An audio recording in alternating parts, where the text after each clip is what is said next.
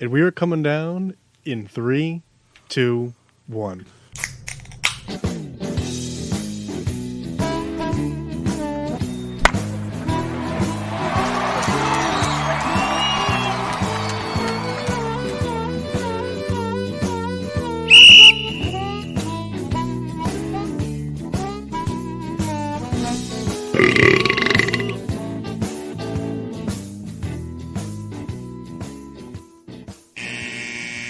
Welcome to Getting Sports with a Drunk. Rat of a Red Baron here, joined by... The Mass Massey. That's right, just us two. Others to join at some point, or not. Yeah, fuck them. you and I have this thing where we do shows on our own, and it ends up usually being pretty good. We had a good dynamic. I like it. We do. I mean, it actually ends up working out. I think we've done solo shows, just the two of us, more than any other solo show on this show. I think so. And it's funny, too, even like going into, like, before we start recording, there's always like something interesting we're talking about. We don't want to spoil anything, but Massey and I were actually going to go in and put a little money aside, and we're going to open a Papa John's franchise. Yeah, we're starting this right now. So where should we open it? Somewhere inconvenient. Like, how inconvenient? Are we talking another state inconvenient? No, so we're going to stay in CT. Like, should we open it at Maple? Like at the disc golf course? Dude, we'd make so much money on food. And, it would be like such like because that area, it's not like totally in the sticks, but it's definitely not ready for a Papa John's. No, but if you cater just to the disc golfers and you close down the restaurant like during wintertime, or like set different hours or something like that, you make so much money. All right, so we'll table the location for now. You kind of got me on board for the Maple Hill thing, but I guess as a secondary, somewhere closer to our home, we'll have to kind of, figure something out. What inconvenient town? We'll put it right next to Lufberry. We'll put it in the fucking parking lot. So you're really narrowing in just disc golf courses. I like where your head's at. Well, listen, if we go play, I want to walk out and get myself a couple slices. That'd be like super convenient. I would hate to start off that way. I have a slice of pizza. You can't start with the slice. You have to finish. Yeah, I mean, like you go and you know what's waiting for you at the end of the Golden or the Yellow Brick Road. Yeah, I'm into that. It's a good payoff after a day of pretty whatever disc golf play and varying weather conditions. Like my gym. My gym is in Glastonbury. It's in the back of a parking lot. There's only two things in this parking lot. There's the gym all the way at the back, and then on the way out to the light to turn out, there's a Chili's. The only two things that are right there. It's the gym and a Chili's. Get done exercising, like, you know what? I could go for some honey chipotle crispers. 3 for me, huh? Big mouth bites? All right. I'm kind of hungry working up an appetite here. Let me order some to go while I'm on the treadmill cooling off. Or cooling down. I laugh. I've done that twice. Listen, I'll laugh at you, but deep down, I know I'd be the same exact way. Oh, 100%. There's not a single person who goes to that gym that hasn't done that. I laugh too because, we exercise here at the house, fairly regularly, and we do ourselves no help. Had nachos last night, keeping ground beef, cheese, queso, sour creams. We just undid all of this work. Yeah, but the baby wanted nachos. What are you gonna do? Yeah, listen, we gotta the baby calls the shots. Absolutely. All right, well, enough ridiculousness. What are you drinking tonight? So I'm continuing on from the Ritter collection. I got a few of those pre-made cocktails, and this would have gotten a lot of laughs, and I think you'll laugh at this. Not a very manly drink, but I actually have here a Cosmopolitan. You know what? I'm in. Don't even care. So I guarantee you, I got a more ridiculous drink. All right, let's hear it. I'm drinking... 'Tis the season. I'm drinking Hood brand eggnog. Hey, listen, if you're going to have eggnog, especially this time of year, that's the brand to do it with. spiked with a little bit of rum. There you go. That is where we live. Unless you're going to a special, like this place is a small batch, whatever, blah blah blah. Hood eggnog is the eggnog of New England. Yes, 100%. Well, look at you leaning into the holiday season. I like that. You know, every single year, I only ever get one carton of it, and I get it usually mid-December. Mm-hmm. I won't ever get it again, and I'll drink it if it's offered to me, but I get one, and I usually kill it in 2 days. Wow. I mean, I guess that's, you figure what? Like, you get, how big are these cups that you're usually pouring? 8 ounces. All right. So that's reasonable. So I limited myself a little bit this year. I didn't get the big carton. I got the small carton this year. And too, I think, if you're spiking it, primarily that kind of, it's always funny to me, like, if I'm kind of the same way as you, like if I'm gonna have eggnog, I'm having a kind of in this window of time, and even after Christmas, if there's a little left of it, I won't say no. But I would say that there's less straight eggnog drinking than spiked eggnog drinking for myself. Yeah, absolutely. My grandfather used to do the thing. He used to spike it with limoncello. It used to be really fucking good. Never had that. That does sound good. Would recommend. Very good. I've only I don't even know what is that like the primary thing to do, or like what, like limoncello, or is it like is rum like the normal mixer, or for eggnog? Yeah, generally rum. Okay. But he would do limoncello or a little bit of almond liqueur, and tell you what. Well, that's good to know. Actually, I have some amaretto that's kind of just been hanging around. Maybe I'll work that into my upcoming weekend. Would be a prime suggestion for you. Well, I got the Cosmo. Massey's got the eggnog. We're really rolling heavy here. Listen, you know what? We're old. We can't drink like we used to. Hey, speak for yourself. I live for the hangovers. God bless you, because you wake up earlier than I do. I'm off this week, so I may lean into it a little bit tonight. We'll see how it goes. Attaboy. But we have our drinks. Any toasts of excellence? You know, I was sitting on one, and it was an NBA one, and I'm trying to remember what it was. And it's not coming to me. I'm going to see if I can find it again real quick. Why don't you do yours real quick? So I'll give mine. Actually, I saw this today, and I found it so ridiculous that I figured I would highlight it. Everyone in the world knows, I mean, there's been much to do about this offensive offsides from the Kansas City Buffalo game. Oh, my God. And they're on ESPN's morning show, which is called ESPN Get Up, I think it's called. It featured the panel of Mike Greenberg, Rex Ryan, and Ryan Clark. Oh, don't tell me the Rex Ryan thing. Did you see this? I saw this literally an hour ago. Oh, that's kind of what inspired me. It's so stupid. And I love it because, Rex Ryan, he's a character of football, he's a character of sports, and I think it's good for, just good for sports in general to have these characters, especially broadcasters. Yes. And it's kind of been well documented that Rex Ryan definitely has a foot fetish. So coming off the Kansas City offensive offsides, Rex Ryan said something to the effect of, you know me, I love toes, but I didn't love that toe. And I just found that so ridiculous, so funny to be said. So stupid. Said on national television, essentially first thing in the morning. It really got me. Oh yeah, unprompted. It's just like we live in the greatest era. That's all it is.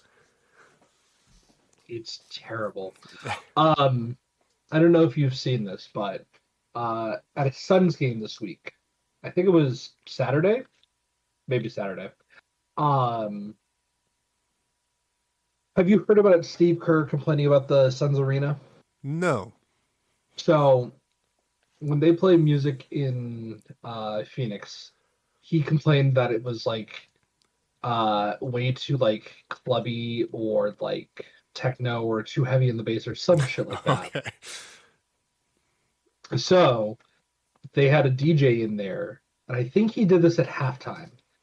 but he sampled Kerr's like defamation against the music that's played in the Suns Arena, and played that in his song during halftime. That is the ultimate flex. That is Oh hilarious. yeah, that's just like, fuck you, Steve. Yeah. Here, I'm gonna see if I can send this to you. Yeah, find that clip.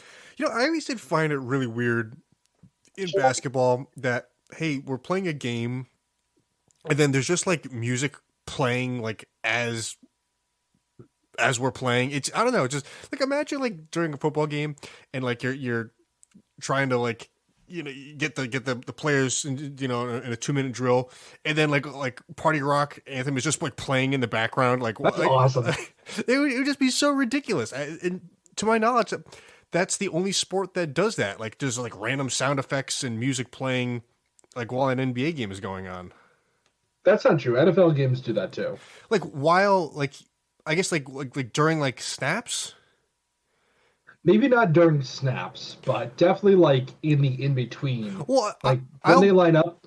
I'll grant you that, because they'll like it's third down or whatever, that type of stuff, shit like that. Yeah, but like if you watch a basketball game, like someone's just like the point guards, dribbling down the court, kind of getting set to run a play or whatever, and there's just like music playing. Like it's not like very long. It's like a few seconds of a song here and there, and then it'll drop off. It's still very fun. But yeah, there is no other sport that does that. It's quite but I guess if you like grow up with it, you're used to it. I don't know that is I mean, necessarily an argument. But... I haven't watched enough college games to know if they do it in that too. I don't know if they have the same like licensing that allows them to do that. I don't know. But that's great. When we get off air, I'll watch that. That is awesome. And I'm not like a huge like Steve Kerr fan. I don't dislike him, but I'm just kind of indifferent. So that's great. He seems like an interesting dude. Especially going back to his playing days, but he's had some misses as much as he's had some hits. And to like, unfortunately, I'm the wrong guy to be speaking on it. Like, but I think he kind of fell into like that team in Golden State was basically homegrown for the most part, but I don't think he wasn't doing a lot of the drafting. I think he kind of fell into that role, I think. Oh, absolutely he did. But you know what? He kept it together and made a dynasty out of it. No, I mean, all the credit. I mean, I was a big hater of that team through college and whatnot, but you can't knock the greatness. It's all... AD couldn't even knock him. He hated him so much he had to join him. Yeah, exactly. But yeah. Let's talk some football. I want to hear how mad you were. Real quick before that, I want to give you your congrats for, I believe twice now, killed me in fantasy football. Oh, yeah. Absolutely. And currently in second to last place. I mean, I think this victory was much larger than the other one. I had just a huge collapse. Well, half your team was injured. Yeah, but the thing is, like, I was thinking in a group chat, last week I lost in a fashion that I really shouldn't have. I ended up sitting James Conner, which was a huge mistake. I listened to all the start and sit websites, and it kind of got in my head. If I played him, I would have won. Going into our matchup, Mass, I had not a lot of great matchups, and I was anticipating like, I think he's gonna have my number again, and between that and the injuries, it was not a good showing from my squad. It was a rough game for you last night. I mean, CJ Stroud got you less than 4 points. Yep. I had Nico Collins got you under 3. Yep. Both those guys got hurt. Yep. Noah Brown held without a catch for 2 games in a row. I didn't play him last week, but I couldn't believe it. You figure that, you got blanked one week, it's not going to happen again. But yeah, Dicker the kicker did nothing. Yep. I ended up picking up Houston's defense, thinking they have a favorable matchup versus the Jets. That was not the case. Good news. Derrick Henry has minus 0.1 yards or minus 0.1 points right now. So here's the comeback. Yep. He has 1 rusher attempt for minus 1 yard. So you never know. They could keep driving them backwards. Would be ridiculous. But anyway, before I cut you off, what were you saying? I was going to say, I won't even be upset. If I lost that way, I'd just give you a slow clap. I wouldn't even be upset. There's no way you could be mad at that. Thanks. I'm going to say, let's talk about some football. I want to hear how mad you were. At what specifically? Because I'm mad at a lot of things. The entire sport. Let's hear it. Because you guys played on what, Thursday? We played on Thursday. Pittsburgh played New England. And what I found is something that deep down I kind of knew all along. I think Pittsburgh and New England are more similar than not. In fact, yes. Pittsburgh can find themselves. Pittsburgh is a 2 to 3 win team. It's just they've had the luck on their side more so than New England has. Pittsburgh was. I swear to God, it's a gypsy curse. Yeah, Pittsburgh were the ones winning the close games while New England was losing the close games. And what my biggest thing, and it's not about play calling, it's not about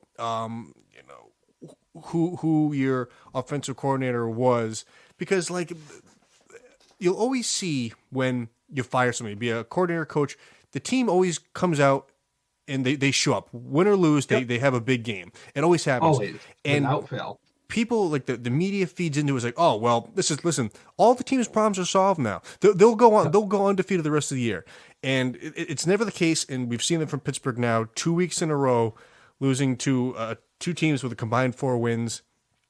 The thing that infuriates me the most about the way Pittsburgh runs their team from an offensive standpoint, they do things backwards. They overcomplicate things, and like you can only go to the well so many times. I saw 4 reverses in that game that were just like the most ill-timed, like not the time to run the gadget play, and they were successful on I believe one of them, and were like losing 5 or 6 at one point, like 10 yards.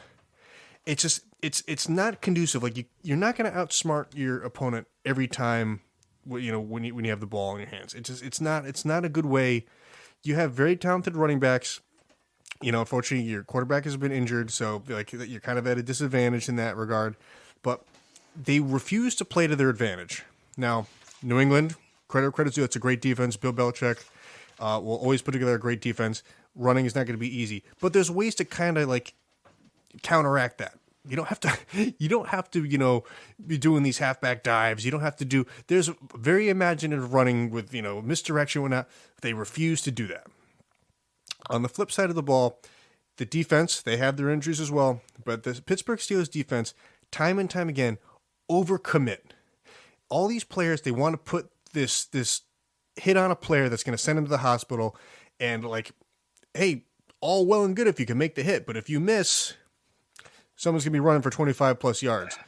And what's the more infuriating thing for you to watch happen? Somebody try and go for the int, or somebody try and go for the tackle?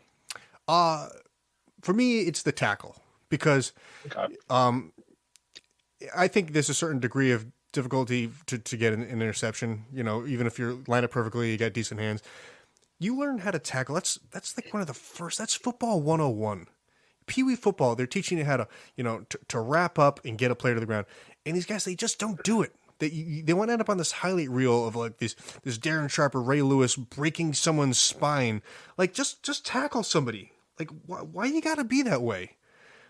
And I just watch a team get embarrassed 2 weeks in a row, and it's one thing to lose, but to lose the way of just not playing like fundamental football just kills me to the core. Absolutely kills me to the core. I'll take the heartbreaking field goal or walk-off touchdown any day of the week. To lose games by multiple scores, by sloppy play, that I will harbor those negative feelings for weeks and weeks and weeks until the season ends. I'm still thinking about it. I may not have helped with that, but I'll get off my soapbox for a second. Yeah, I mean, It's rough because I don't think the Bills, Jesus Christ, the New England Bills, um, are a good team. Um, and I don't think that they're really supposed to be that competitive aside from on defense. What was going on with your defense that caused them to give up that much to a fucking Bailey Zappi led offense? Well, you know what it was in like they really took advantage of the middle of the field. The linebackers are kind of beat up. The secondary is very beat up, and there's a lot of guys they're not playing at a position, but not playing. Let's say they're not playing their position that they're most comfortable with. If that makes any sense. Yeah. And the linebackers, Hunter Henry especially, really they tore him up, and the pass rush was getting there, but the difference was Bailey Zappi was just getting the ball out of his hand quicker. So there was a lot of times that we're getting pressures on him, and we're a second away, but the ball is getting out of his hands, and just well timed routes and the hitting receivers in stride. Yeah, and it gets to a point. And just to jump back one previous week, when the Steelers didn't get in the end zone on the 4th and goal at the 1 yard line, and to have the Cardinals march all the way down the field, 99 yards in like 7 minutes to score a touchdown, it just deflates you, and just you never recover from that.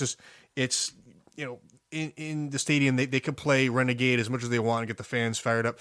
Your team is just not the same when something like that happens. And no. Versus New England, there was a Zappi threw a ball that hits Hunter Henry in the end zone, basically a diving catch, very similar to the Puka Nacua catch. Basically, the body like fully extended. He's catching the ball, and when that happens and you score, you're now up 14-0. You're just the defense. Yeah, you're deflated. The defense is tired, and they just never recovered. Especially if you keep putting them out there. Yeah. Now, I will say, I don't know if you caught this towards the end of the game. The Steelers got flagged on a punt for a false start when... Yes, I did see that. Now, I'm familiar with the rule. I know the rule, and it's one of those things you see it a million times. The center can lift his head, but I guess he lifted it too fast and jerky that the refs determined it was intentional to draw offside. Yeah, I didn't necessarily perceive it that way, just because it's such commonplace in football that it's just like the center, the long snapper is always kind of doing that motion that I didn't really think much of it, and I didn't think it warranted a penalty. But neither here nor there. I don't think the Steelers really played well enough that I could say that was the definitive thing why they lost. But it was close at that point. I mean, it would have extended a drive for us that we kind of were gaining some momentum, but all through and through didn't deserve to win at any point. All right. Just to completely segue to a different thing real quick. I love that they just put a stat up on the screen in the Giants Green Bay game. How many games has Jordan Love played in so far? Let's see. You want the answer? What's that? You want the answer? Yeah, I can't. It's 13. Did he have a snap? Did he have a start last year? He started last year one game because Rodgers was out with like the thumb or some shit. Yep. And I believe it was in Kansas City. Mm-hmm. They just put a stat on the screen. Jordan Love has 0 career interceptions when leading or tied. He's played 13 games. Yeah. Like, I'm sorry, that's not an interesting enough stat to be putting on TV. Is that the best thing you can tell me about the kid? How about you tell me about his last 4 starts in which I'm pretty sure, won all 4. Yeah, that's just like, stats, like ESPN. Putting something up for the sake of putting something up. But it wasn't even like an on the screen dynamic. It was like, the little ticker down at the bottom that has the scores and everything? Yeah. It was just one that barely popped above that and then went back down. It wasn't even like a full screen thing. Right, like a picture of him and then like the text next to him. Yeah. No, just a little ticker that popped up and went back down. I think you would have missed it if you weren't paying attention. Uh-huh. That's great. Fuck you, is. Oh, that's gonna be a flag.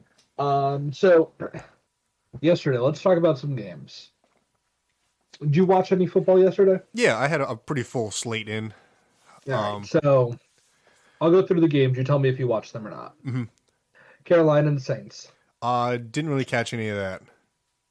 So it was an interesting game from the little bit that I watched. Derek Carr got hurt again. Guys are like broken ribs. And yeah, and was struggling in the first quarter. Ended up throwing, I think, 2 touchdowns. Maybe it was just 1 touchdown to James Graham. He had Olave too. He had 2 touchdowns. Yeah, he had Olave, and then Kamara, I think, rushed another one. Carr continues to, how do I put this nicely? Not impress?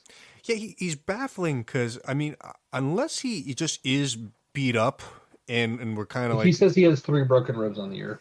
I just, like, week in and week out now, you're right, it's like unimpressive. And it's... I was watching his stats. He was like stuck at like 37 yards for like 2.5 quarters.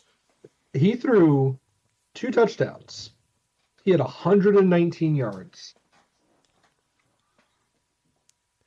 And Alvin Kamara only had 56 yards on the ground. I mean, that on paper, that team has a lot of talent to kind of just be squeaking through. Yeah.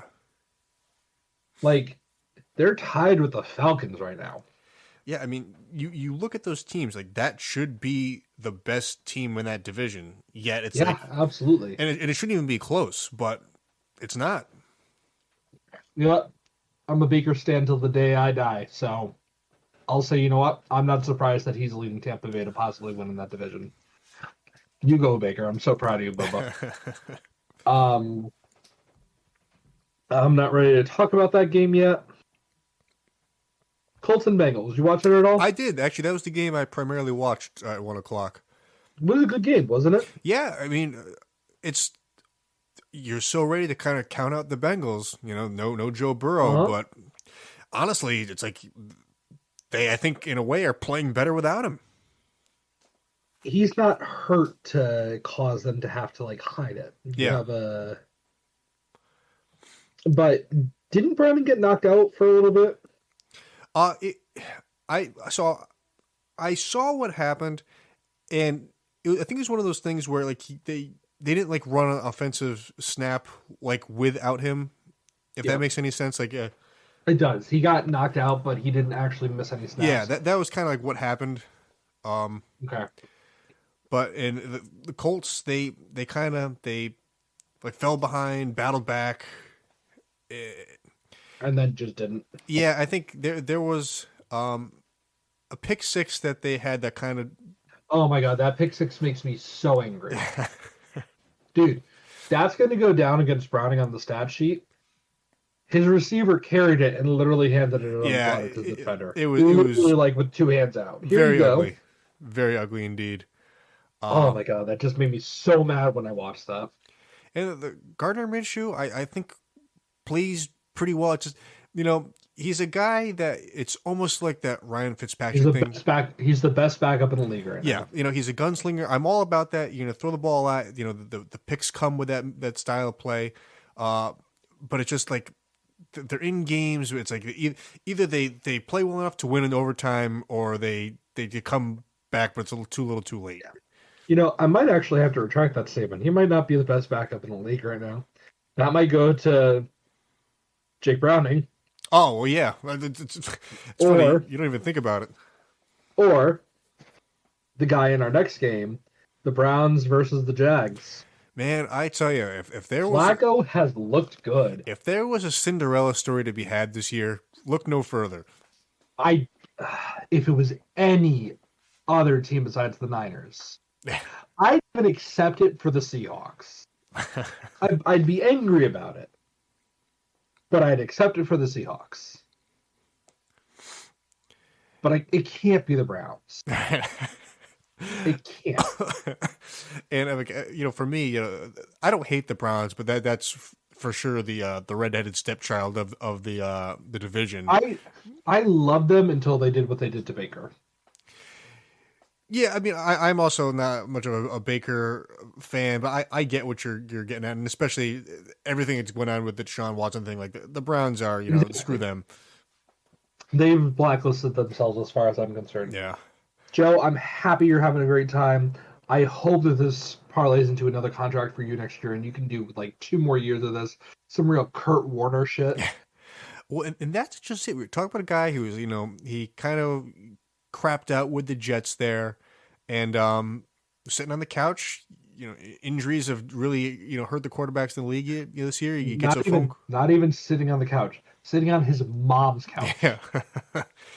And gets the phone call, gets a week of practice in and is winning football games. He's so go ahead. I was say he's 1 touchdown short of being, tied with Kenny Pickett on the year. Playing 2 games. Dude, he played well against us when we played him, and he played great yesterday.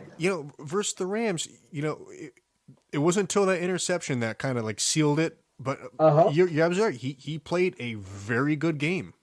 I didn't know that we were going to win that, and it was like, oh, we're going in with old Flacco. We're going to crush these guys. Oh, fuck. Fucking first drive, 75 yards for a touchdown without stopping. If you see that's like, all right, you got your one. Let's pump the brakes here, baby, or calm down. But what do you think is crazier? That Flacco's able to come in and do that. Trevor Lawrence suits up 6 days after his ankle injury. Yeah. Did you see that injury? Yeah. And that was kind of like towards the tail end of the game. To me, I don't know. I think, and I have this whole Aaron Rodgers thing in my head. I think I'd give the nod to Flacco just because I feel like these guys are getting injured, but I think there's a certain toughness as well as enough medical, we'll call it expertise / science that these players can kind of get on the field even at not 100%. So that's why it is very impressive indeed. But I just think that the Flacco thing is a little bit more impressive just because of the big picture, in my opinion. Yeah. Fair. I mean, Lawrence played very well, especially against a very good Browns defense. Can be considered top 3 in the league. Yep. But he got picked off 3 times. So I don't know if that's. He's got the interception bug this year for sure. He does, but he's definitely like more gunslingering these last couple weeks than he was. At the beginning of the season. Yeah. He still comes out and he still puts up 300 yards and 3 touchdowns. They passed 50 times against that Browns defense. That's a recipe for disaster. Yeah. Usually. Now, I mean, I didn't really see what ETN's stats were like. Was he really stifled? I don't think he broke 50 yards. Yeah. I mean, that makes sense. I mean, the Browns defense is for real. Yeah. And I think in general, kind of what alluding to what you said, unless you're like the Peyton Manning's, Tom Brady's of the world, throwing a ball 50 times versus any defense is kind of like, ooh, things were not great. Run a little bit, but that's a very obvious passing day. And the Browns are banged up on the back end, but still now. Right. So we talk about that. Do you think that there's a chance that we see other players that are obviously still on the sidelines? Like I do, and I don't necessarily know this year. I mean, though, for sure is the trend. Quarterbacks are just dropping like flies. Yep. I mean, you still have Matt Ryan out there. I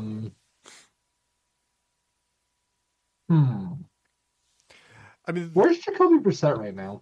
He might be rostered somewhere, but I actually don't remember where. But I think absolutely in the window Flacco's win was a little different because I think he did play last year. I think he was still on the Jets as of last year. But I think players, especially quarterbacks who may have been out of the league for a year, maybe two, definitely have a great chance to come back if the situation is right with injury or whatever. And I think that's something we will see. There is a certain threshold though, like, and all that politics stuff aside, the time is too far gone for Kaepernick. It just is. Oh yeah, he's done. Way too much time has passed, and that goes for anybody. Like yeah, there's nobody that could go that far. Well, I shouldn't say nobody. There's very few people that could go that far and come back. For what we'd never see Peyton come back or no. That. I mean, for what I've seen, the threshold really is about 4 years. And that is the max. I remember Deion Sanders coming back to the Ravens when he was like 37 Oh my God, I just heard old, somebody talking about that yesterday. which is a totally ridiculous comeback, and it, for whatever reason, like terrible.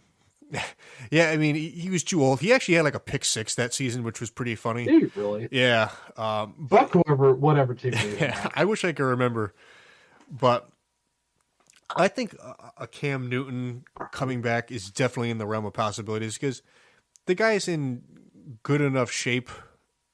I think it just. But has he played well enough to be considered? Well, that's just it, and I think a lot of players they kind of. Yes, you're a professional quarterback, but some guys just they don't want to play to their strengths. Now, I'm not suggesting that Cam Newton's going to run all over the field. Still, he's just he's gotten older. But yeah, I mean, he was never known for being this amazing arm talent. Where that's not true. He had an amazing arm. He wasn't very accurate. Well, I guess that's kind of what I'm getting at. But the thing is that didn't stop him from being a great passer. 20 yards down the field, and playing short and pulling. Don't everyone wants to knock Chad Pennington, but that guy was a good quarterback. Good old Chad. So there's definitely guys like that, and we tend to lean more towards the guys that who had some success in the NFL like that. That's always going to come to mind versus the guys like the what can I think of the guy's name now? He was one of the quarterbacks for the Texans. T.J. Yates. That's actually exactly like the T.J. the Sage Rosenfels of the world. Like they're oh my God, that's a fucking name. Like they're just not gonna. They're not the guys like sought after to come back. No. Yeah, you almost have to be like a semi namesake. Hey, where's Case Keenum right now? Buffalo. That's a name I haven't heard of in a fucking minute. I think it's Buffalo. I could be lying. No, he's a Texan. Oh, is he really? Yeah. He was a Bill last year. There we go. You were semi close. Man, what a career Case Keenum has had. Here, hold on. Let me do the Kyle thing. Kendall, where'd you go to college? Oh man, I couldn't even tell you. Like BYU, maybe. No, actually, he went to Houston. Oh, well, he's back home. But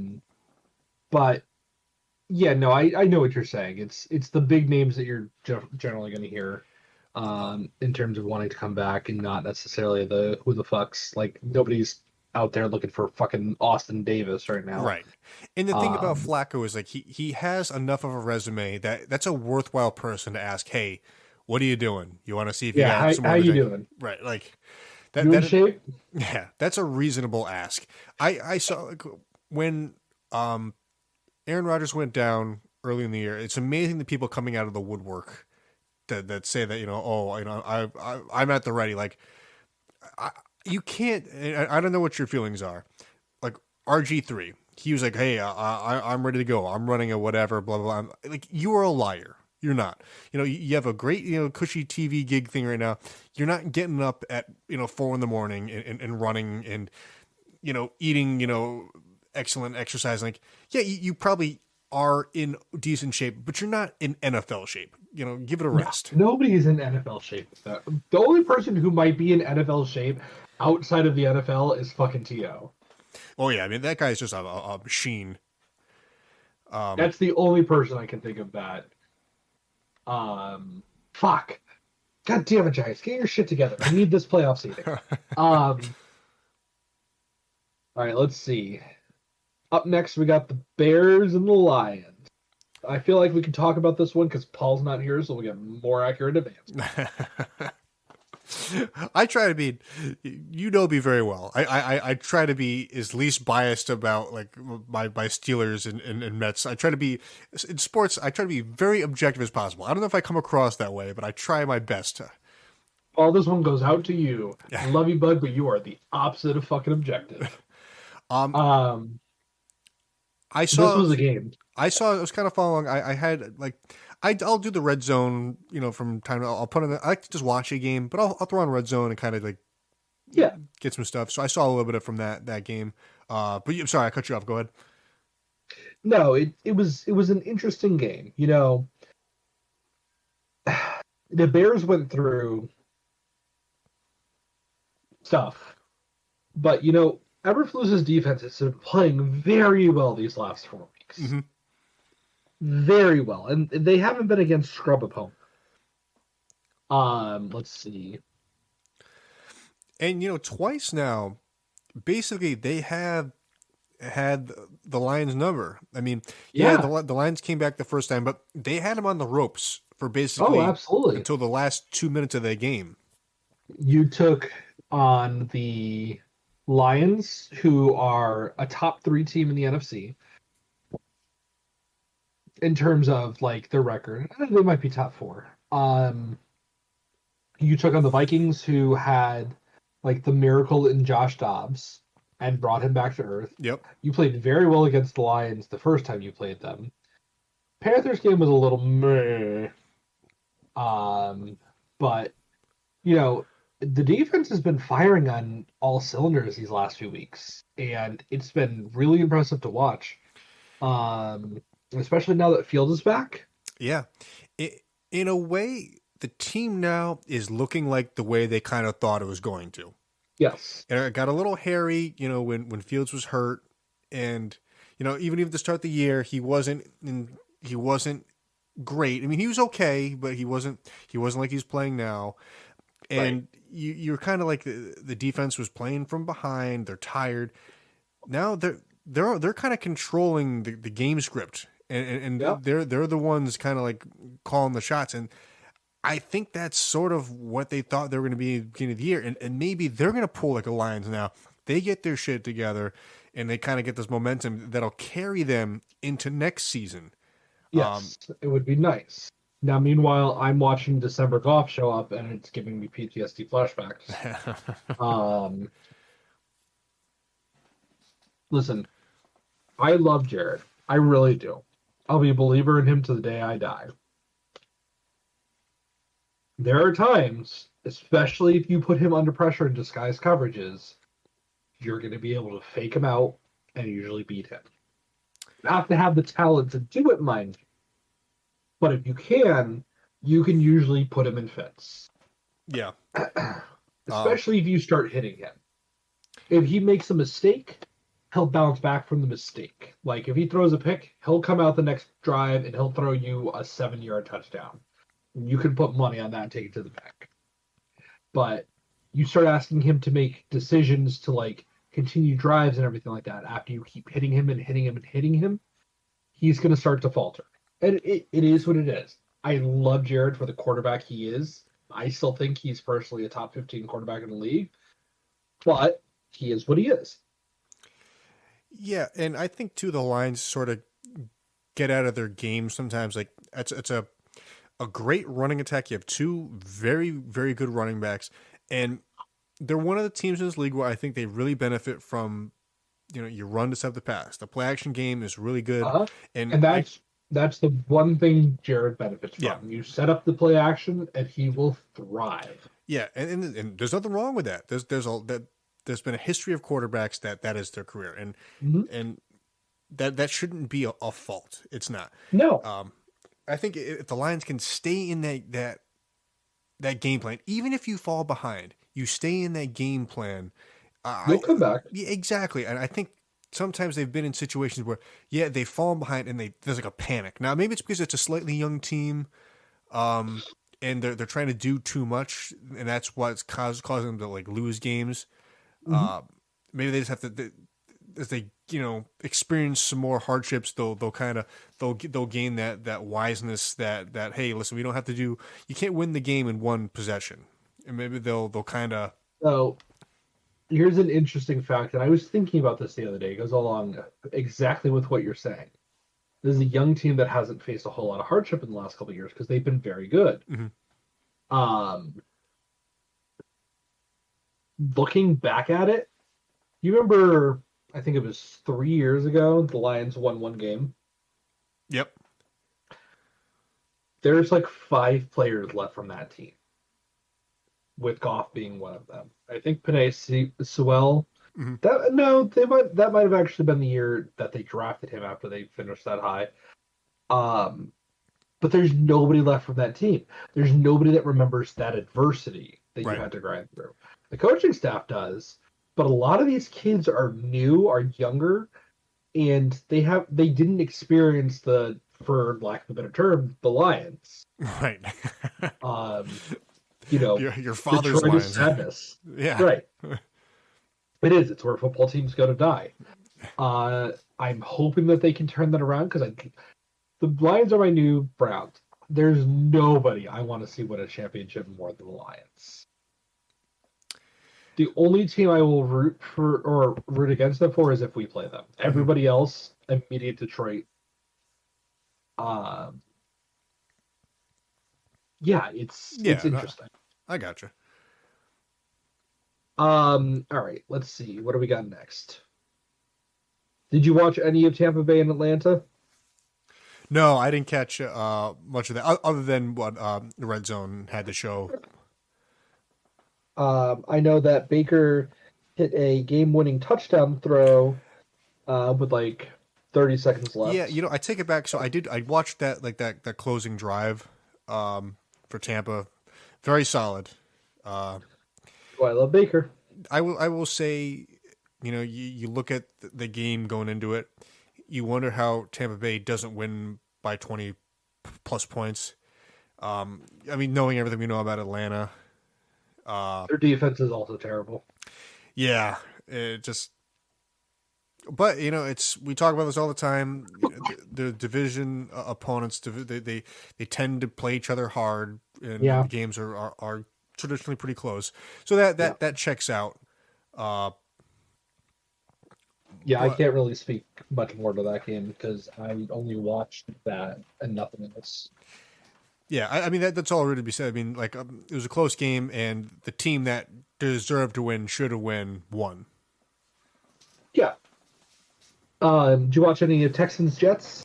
Yeah, I ended up switching. I had Colts and Cincinnati on for a long time. I ended up switching to the Jets Houston because I saw it was scoreless through halftime. I was like, oh, what's the deal with this? And man, I tell you, it rained pretty hard there. It was how it rained here in Connecticut. It went right through New York, New Jersey, obviously, and I think that played a big part into it, especially for Houston. And I think their team, they're professionals, blah blah blah. But there are certain teams that I think are soft in the sense that you play in a dome, you play primarily. Your other teams also play in the AFC South, who don't experience a lot of crazy weather. That played a big part into it. So for me, it was the weather, it was injuries, it was a rookie quarterback, it was a great Jets defense, and it's just it was like the perfect storm for Houston to really crap the bed. Yep.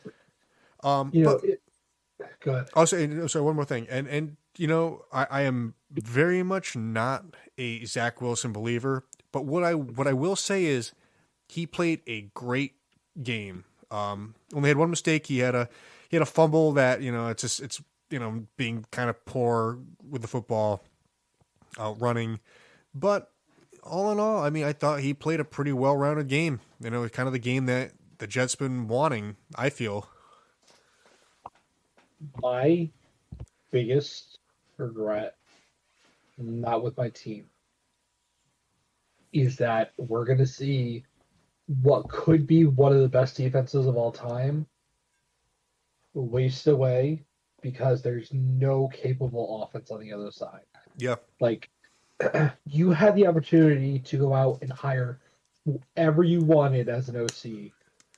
Like, essentially, the Eric Bieniemy upgrade. Yep. If you could have brought Eric Bieniemy in and put his offense into the Jets, like, Bieniemy turned Sam Howell into a 400-yard per game passer.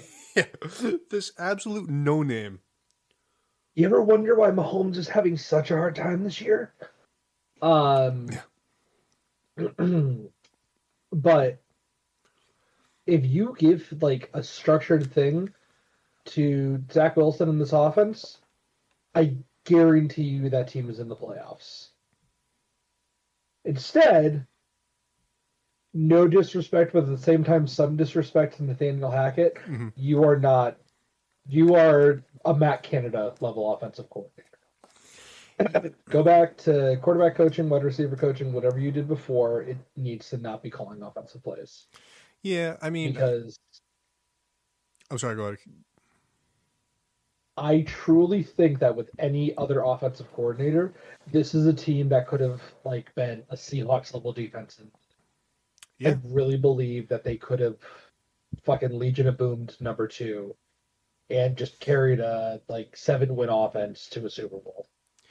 You know, there's a lot, and we talked about this, and for many weeks now, the whole Aaron Rodgers thing was a surprise. You know, him being hurt, but basically they try to assemble the Green Bay Jets. That's basically what happened. You look at the personnel across the board, and you lose a big component of that, and then you realize, oh, you realize the error of your ways in like, well, we put all our chips into one, basket here, and there's not. But here's the problem. They weren't planning for Hackett to be the offensive coordinator. Aaron Rodgers was going to be the offensive coordinator. Right. That's who was going to be calling the plays on the field. Hackett was just kind of be like the figurehead guy who's got the familiarity with Rodgers. Right. So he can offer you, maybe think about this or something like that. Or at least communicate what Rodgers wanted to the rest of the staff. Exactly. Fine. Whatever. I get it. The second Rodgers is out, there's a difference between calling plays at the line of scrimmage and then sitting in the booth and doing it. Right. You see completely different things. And, they bested the Broncos after Sean Payton said all that stuff, but he wasn't wrong. Like, that Broncos team was a mess. The Broncos team was an absolute mess. Yeah. It took Payton cutting a ton of players. It took Payton, a lot of hard work. And God damn it, if I'm angry to be proven wrong, but that Broncos team is good. Yeah, perhaps like you said, it kind of took some time to kind of shake off all that quote bad stuff from the previous regime, but that team is their team looking like the way when they signed Russell Wilson. They kind of were expecting how the whole team was going to play. That's kind of coming to fruition. Looking like the Chargers are supposed to look. Yeah, right. This is what the Chargers should look like every game. Yeah. Really good defense and an offense that should be putting up at least 24 points. Yep. But it's too bad. I think it's funny. It kind of I think it stalls out Houston a little bit. I mean, they were on such a great run, and now I don't know. I feel like the future is a little ominous for them now. For the Jets or for the Texans? For the Texans. They're not making the playoffs. Yeah, I think there was a period of time, like a couple of games back, where it's like, oh, wow, these guys might end up being in the driver's seat. And then you lose a game, an interconference game, and you end up having a lot of players kind of get hurt. Yeah. That's tough sledding. They're only a game out of the playoffs, and they're tied with the Colts. Mm-hmm. I don't know if they play the Colts again. But if they beat the Colts and they win out, decent chance that they end up in the 7th seed. But the Broncos are also chasing them. Yeah.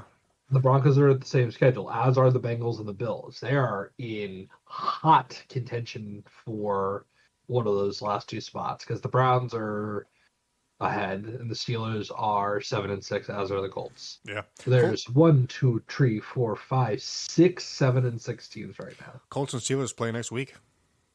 Yes, they do. Yeah.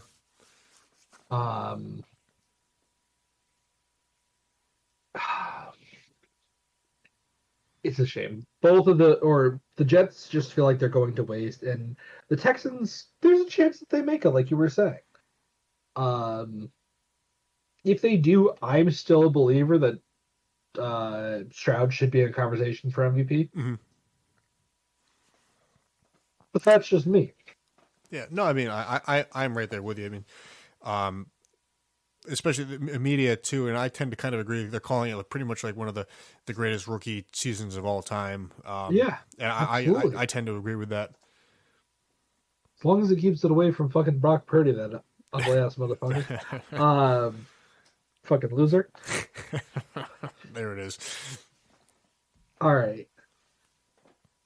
After that, Kendall, sorry, Derrick Henry went from -1 rushing yard to +1 rushing yard. I saw one of the most beautiful direct snaps you'll ever see. That's exactly how you draw it up.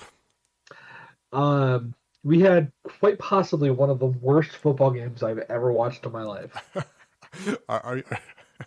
Are you talking about that beauty that occurred out in Las Vegas? Oh, my fucking Christ. We could have done better than some of that. I tell you, that game has received such scrutiny, and rightfully so. Especially, it was terrible. Especially as modern day football goes. But from just a generic fan of football, I am here for the 3-0 game. I mean, I think that's. You want to know the worst game that I've watched up to this point? What's that? It was my own team. I went to this game. I watched fucking. Give me a second. I got to get this name because you're gonna lose your mind when I say this name. I mean. Yeah. I went to a. Oh my god. I need to know who the starting quarterbacks were. Because it was. I think it was the first Rams game. No, second Rams game I've ever been to. The first Rams game I went out and I watched Zach Stacy on the Rams rush against the Tennessee Titans. We lost that game. Great name though. Yeah. All right. So, are you ready for this? Let's hear it. This was in 2015. We played the Jets in New York. Oh my God. The Rams starting quarterback was Case Keenum. Oh, all right. The Rams starting running back was Todd Gurley. All right.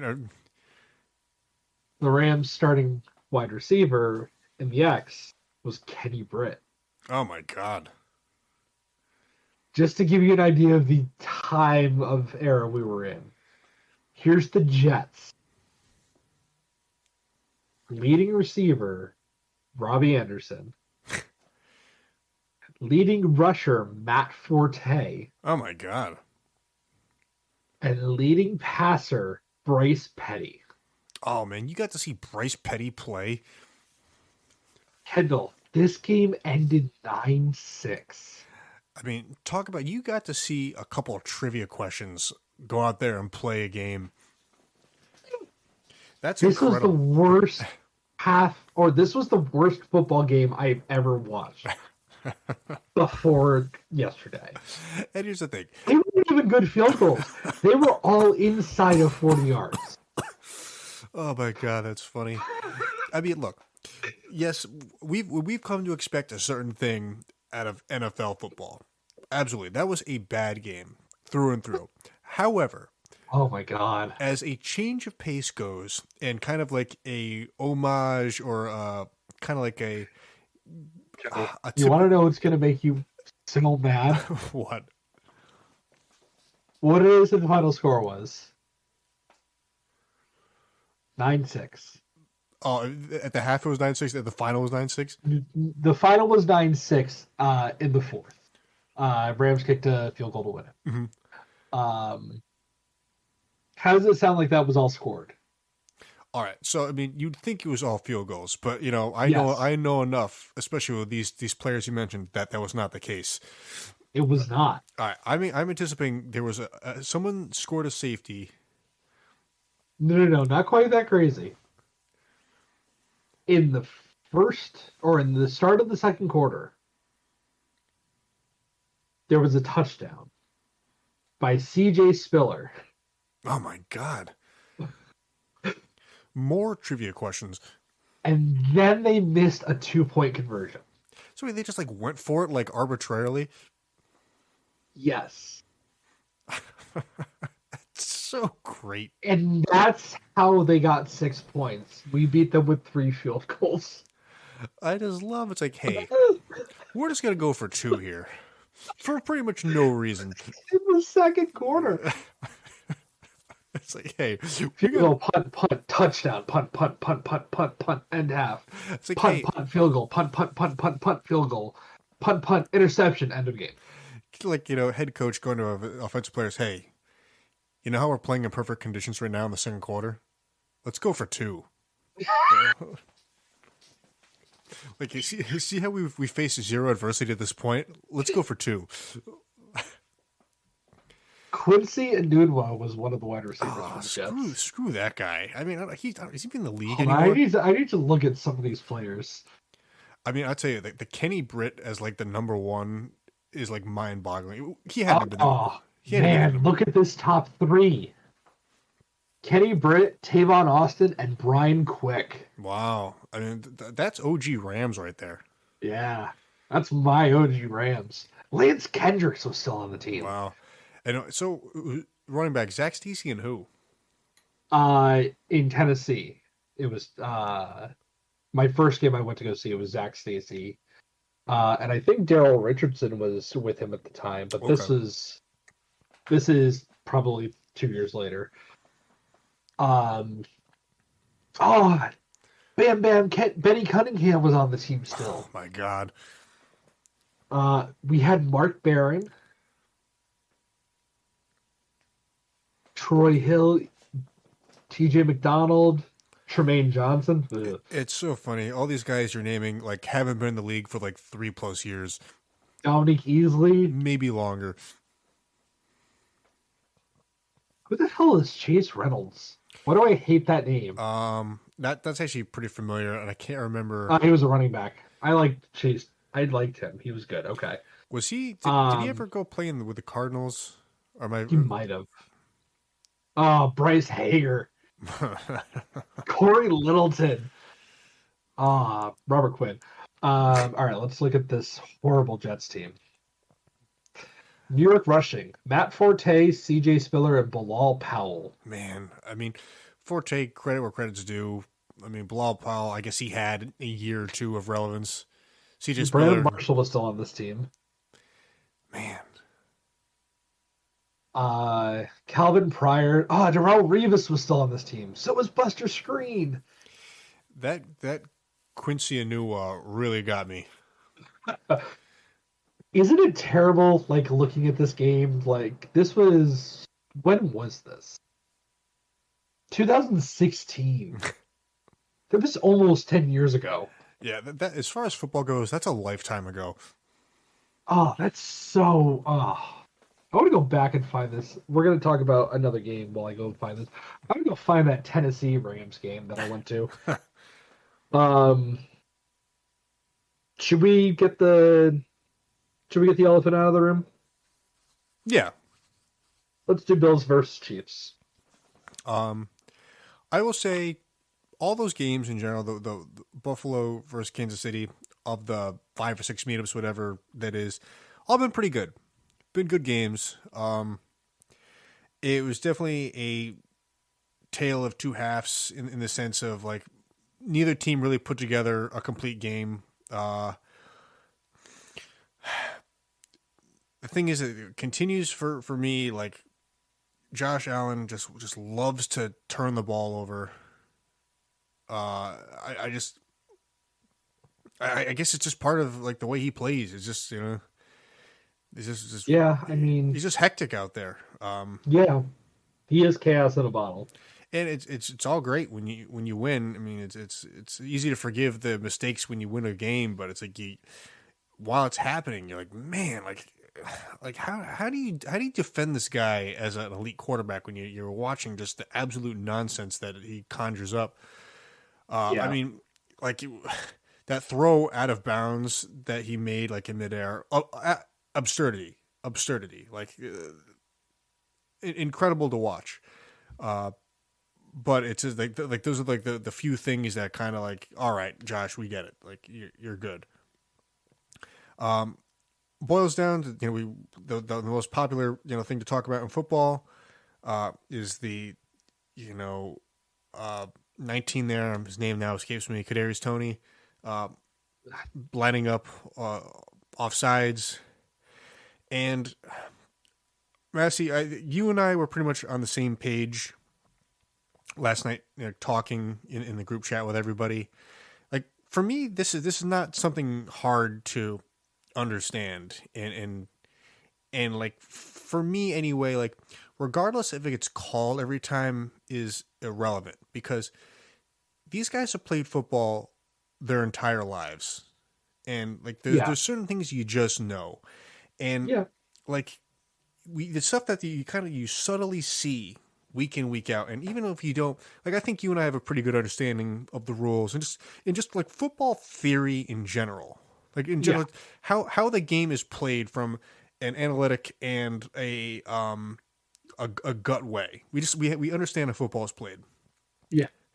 You see these guys, the wide receivers, tight ends, they get to the line, and you need to have X amount of players on the ball, X amount of players, not to have legal formations. I'm not going to sit here and explain what every legal formation is, because I don't even fully understand all of them. But there's a certain amount of things. There's too many to count. But you watch a football game, you see often a receiver tight end go to the line, and he'll kind of he'll gesture towards like the sideline to the line judge, and he'll kind of like give him a point, and then they'll in turn will give you like a thumbs up or whatever, or if like they'll kind of like they'll gesture their hand like, oh, you need to back up, whatever, and the receiver will correct. Now, that is a courtesy by the ref, the officiating staff, to the players. They don't have to do that. That's just something that kind of happened. It's one point or another in the history of football that's a thing. Now, there's a human element to it. Like, I'm sure there's times that a player's offsides and the refs just don't catch it because they're humans. Yeah. It can't be perfect all the time. And I don't care if he was offsides 4 or 3 other times during the game and it didn't get called. It's irrelevant. Right. Because it's illegal. It's illegal, and you know what? They happened to catch it or whatever when the moment mattered the most. And that's just it. There's no other way around it. And to have these Kansas City, between Mahomes and Andy Reid, which I think to a certain extent, they just don't want to call out Tony for being wrong. I think they're kind of coming to the aid of your fellow player, which is fine. Ridiculous because this is the second game he's cost you. Yes. Directly. But to come out and complain against the refs, no matter what, it's a bad look. And you look foolish, especially a team of your pedigree. I don't know. I haven't done a lot of like researching around the league. I mean, around sports media and other people like us to hear their thoughts. But I have. I'll be curious to hear what you have to say about it. But like, there's not a single person that's on the Chiefs side. Not a single person. Yeah, even the biggest Chiefs dick writers and sports media I know, nobody knows. Yeah, and I'm glad. And it is too bad because that was a really cool play. And it's one of the coolest plays I've ever seen. And I know that because I listened to their podcast. Travis has been talking recently about how he lives for the day he's going to be able to throw lateral for a touchdown. Yeah, and the thing is, like, it provided for what would have been already a great, an instant classic, a moment we'd have talked about forever in a positives. Now it'll be kind of be like we'll talk. We'll remember this play, but we won't remember it for the right reason. Right. But it's like, as we know, there's no NFL receivers listening to our podcast, but like, guys, know the rules of the game you play. It's that simple. Right. And like, you kind of have this thing right in your back pocket that like, hey, you have a guy who is supposed to be neutral, and he's gonna give you the edge by just answering your question. Exercise that right, like or that benefit, whatever you want to call it. I just, the only thing that I think keeps Kadarius Toney in like somewhat saving grace in Chiefs fans' eyes is that he was helpful in winning the Super Bowl, but otherwise his time in Kansas City has been pretty much a disaster. And I know Mock Phil's vindicated every single time he fucks something up. Oh, absolutely. It's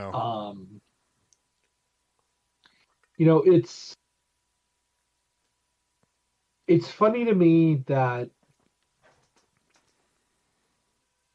I don't know if I can really articulate this. Like, they're always very heavily favored by the refs. In fact, I'd be curious to go back and see if there was ever a game since Mahomes' first year in the league following that, if there was ever a game that they led in flags. Aside from the start of this year with the Juwan Taylor thing, because I think that will skew the thing, or skew the results more so than anything else. Because they were making it a point of emphasis, like, you need to fucking stop. Mm-hmm. But I'd be curious to see if they've ever like been ahead of the other team in penalties, because I can't think of a single game I've watched where there were more penalties against the team playing the Chiefs than the Chiefs themselves. Yeah, I mean, obviously, statistically, you think of all the games played, you'd have to think it's happened, but I'm with you. I can't. Nothing really comes to mind that I could think of. And I'm curious, would you have felt differently about this if he had been only very slightly offsides? No, I wouldn't, because I just feel as though it's inexcusable if that because there's people literally, there's officials standing right on the line. They have like pretty much the best view, especially before the ball is snapped. There's no way to mistake it. Like, it's there's lines on the field to help you see. It's not ticky-tacky. He's just in the wrong. I mean, it was clear and obvious. Yeah. No matter what angle you looked at it, it was clear and obvious. And I hope it, in a way, and I don't want to sound preachy, but I hope it's like this week, all 32 teams take time in their practice to kind of like, hey guys, like, you just saw what happened. Don't do this again. Right. Be aware. Like, know what's going on. Pay attention. And I don't know. I will be happy when we're like 2 weeks from now, when this is sort of forgotten about. Because I do wonder how much like Mahomes PR guys were shitting their pants this morning when I woke up. Oh, because like, it only got worse for him as the day went on and more came out. Yeah. He bitched to the refs at the press last night. So did Andy Reid. But Andy came back today and said, listen, he's offsides. I see that. I was wrong. I'm still upset that I didn't get a warning, because I always do. Which, again, are you entitled to it? No. Do you come to expect it as just kind of like a gentleman's agreement? Yes. And I can understand why you would be like, dude, you gave me nothing here. But at the same time, when it's that egregious, I think that goes beyond the heads up. Right. That's just and oh no, it gets worse, Kendall. Did you see the mic'd up between him and Josh Allen? I did. I mean, that's even worse. Not good game, bud. Not good game. That was the worst fucking call I've ever seen, bro. Like, you didn't do enough to win. We should have just won that. Yeah, I mean, that was kind of, I mean, that's I guess emotions, talking or whatever. But like that, I don't know It's that not makes you sportsmanship. right, and you look That's shitty. the fucking Pistons walking off while there's still time on the clock. Yeah, and two, I think for the most part, as things go, Mahomes has sort of been a professional in his career. I think up to this point, I mean, I could be misremembering, but I can't really think of any time that he was kind of like a bitch or whatever, and like moaned like, yeah, he's been fired up, but I think that was the worst he's looked. I think up to this point in his career, as far as a reaction goes. Yeah. I mean, unless you could think of something off the top of your head, I can't. He's kind of like through all the nonsense like of his brother and his wife. He's sort of been even keel. Yes, Like, but he's never had adversity. right? No, I agree. I mean, as far as like he's never been the one to cause a drama. He's just absolutely not. He's sort of like been around it, but he's not like the catalyst. If that makes any sense. Yeah, I mean, he's always stayed to the background. Even when shit was coming out about it, his wife and his brother, he just didn't say anything about it. Yeah. So I mean, I could give him somewhat a pass, but it's a bad look. This coming off of this loss, it's a bad look. And I will say, just in general, like all credit to Andy Reid because like he's very imaginative and he tests the limits of like what offense can do, and he does all these crazy pre-snap movements and all these the way you can line up. It's like I guess it's like charge her to the game. It's like you do all this stuff, and like, and not that this particular scenario is exactly what I'm saying, but is a guy he's always doing something to kind of like test the boundaries of what goes on offensively.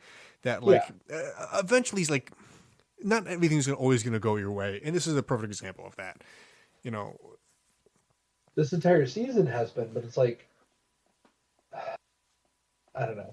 This is the start of Pat Dillon arc. Yeah. If you're cool with it, I'm going to skip the Niners Seahawks game because fuck both those teams. And fuck fans of anybody that's listening. You cool with that, or do you want to talk about it? Because I will talk about it if you want to. No. I mean, good. Fuck both of them. We've what are we going to say more? The Niners are going to win the Super Bowl this year, and I'm going to fucking off myself. Yeah, I mean, we'll talk about it when there's something more interesting to talk about them. Broncos Chargers. I think we've talked about these guys a lot. Are you surprised that Staley hasn't been fired mid-season? I am, especially, and you can't blame a coach for injuries. I get that, and that's definitely been a problem for the Chargers. It just, to me, like, it's not working, and for me, and we've talked about this in great depth. You fire Coach Staley after you lose to Jacksonville in the divisional round of the playoffs last year. That was it. That is inexcusable. You are no longer the head coach after that, and it's trickled into just a pretty mediocre year for a team that I figured was going to be contending with the Chiefs, and after seeing how the way the Chiefs played, would be in first place, and it's just not the case. It's I think what will happen is because of what's at this late in the season, there's 4 games left. He will be fired either the second game to last or last game. I don't think he will finish out the year. I think there will be like a random like Kellen Moore will be the interim head coach to end the year. He has been awful too. Yeah, and it's one of those things you think on paper like, wow, what a great fit this is going to be. He's going to have his prolific passer, and he's going to be able to run the offense the way he wanted to. And now Dak looks like he's an MVP quarterback. Yeah, I mean, I think credit where credit's due. I think he and Dak were a good fit, and that I think they were successful feeding off each other. But like alluding to what you're saying, like guess who's playing well and guess who's kind of not being successful. It's kind of telling. With just as much talent. Yeah. Well, actually, let's talk about that. Austin Eckler, cooked or just the team? I think, especially running backs, there is a window, and I think we're now seeing that window. And now he's fallen out of it? I think it's just kind of this is the first year. It is abrupt. Usually the running backs of high caliber kind of like have a gradual descent. Yeah. I think he kind of hit a wall very quickly. Now, I don't want to speak too soon. Like, he could turn around next year and be great, but I don't see that. I think in general that this is kind of the beginning of the end, and just this particular year has hit much harder than expected. Fair. And it's the things that are uncommon to his game. Like, he's had a lot of turnovers. Like, so on top of not really producing, he's giving the ball away. Yeah, it's been something interesting to see for sure. I don't know. I think we've talked about the Broncos enough. You want to switch to Cowboys and Eagles? Yeah. 2 weeks in a row now, Philadelphia kind of gets stomped on. I'm trying to remember, does Dallas and Philadelphia close the year? They play one more time, or do they play already?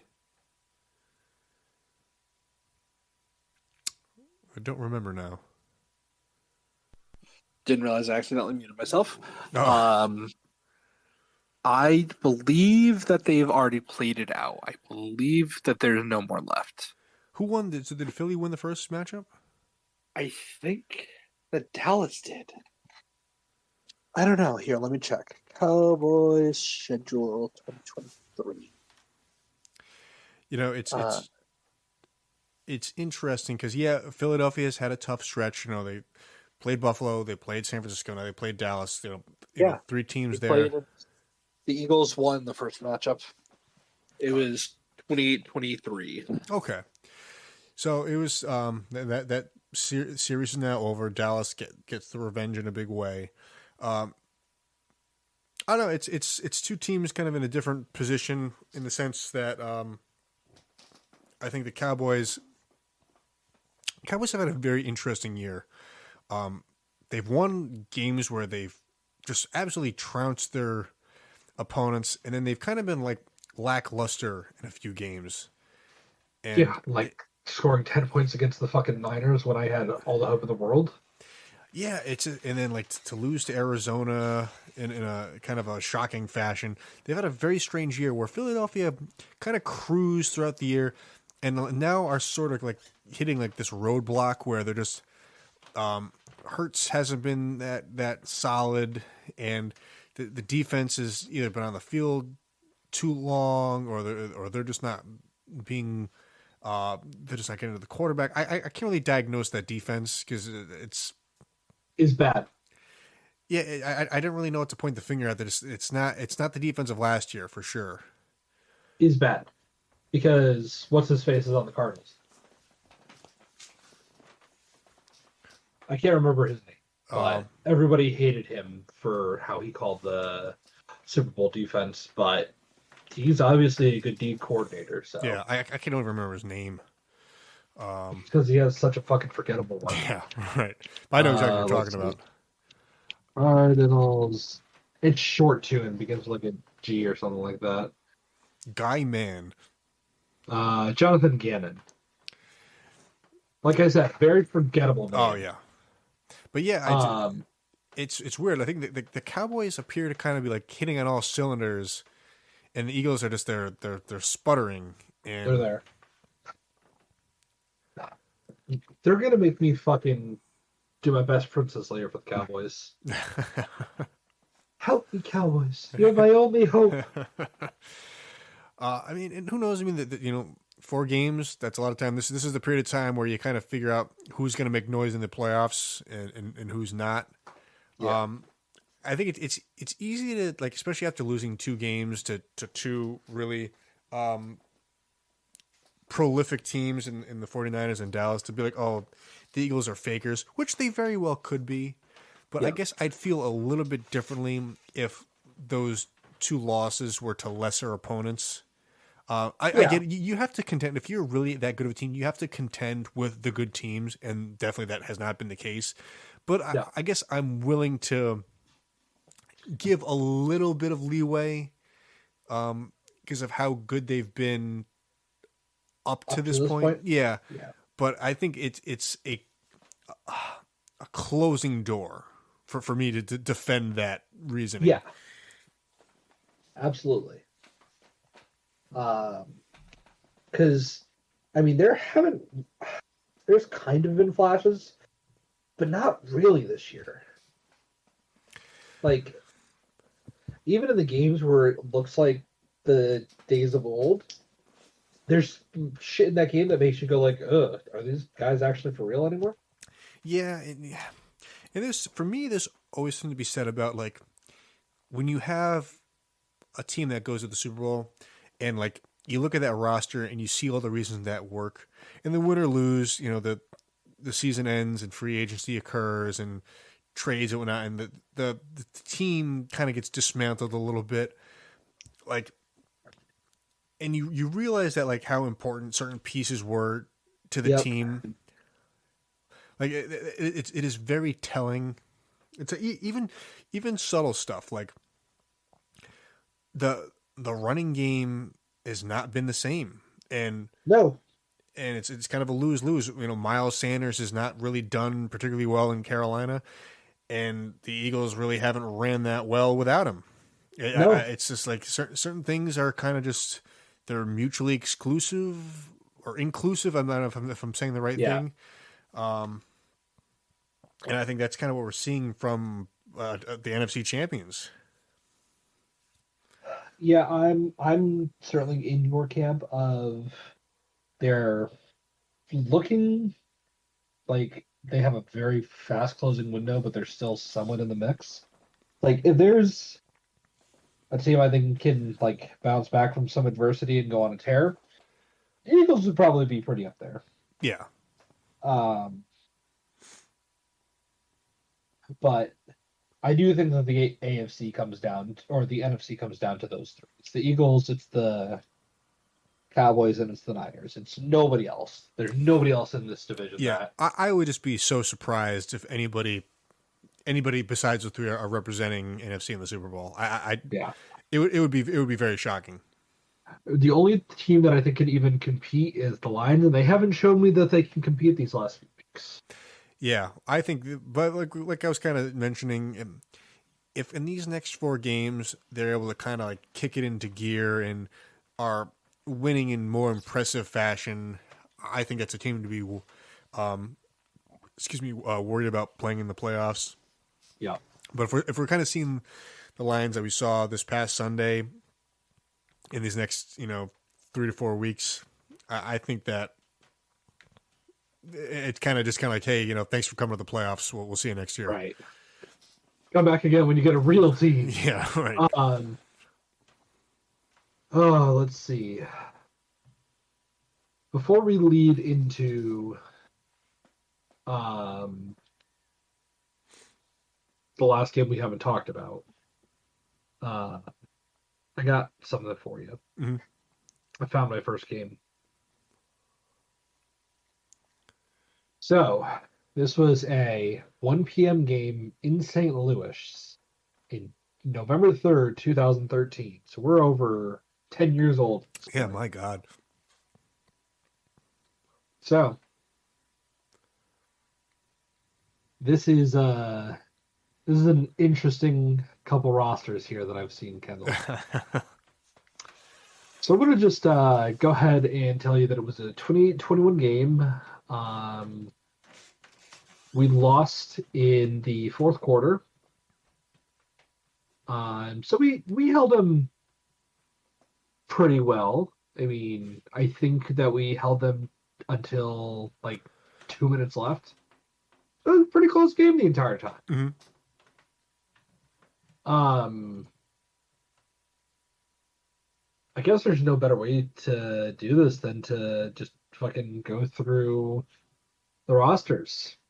At quarterback for Tennessee, we have Jake Locker. Oh my God.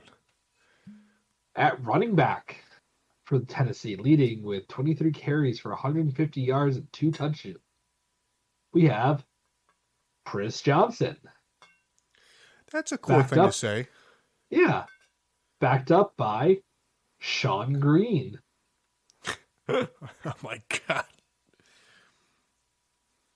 Tennessee's receiving core, leading the way with 3 receptions for 69 yards. We have Kendall Wright.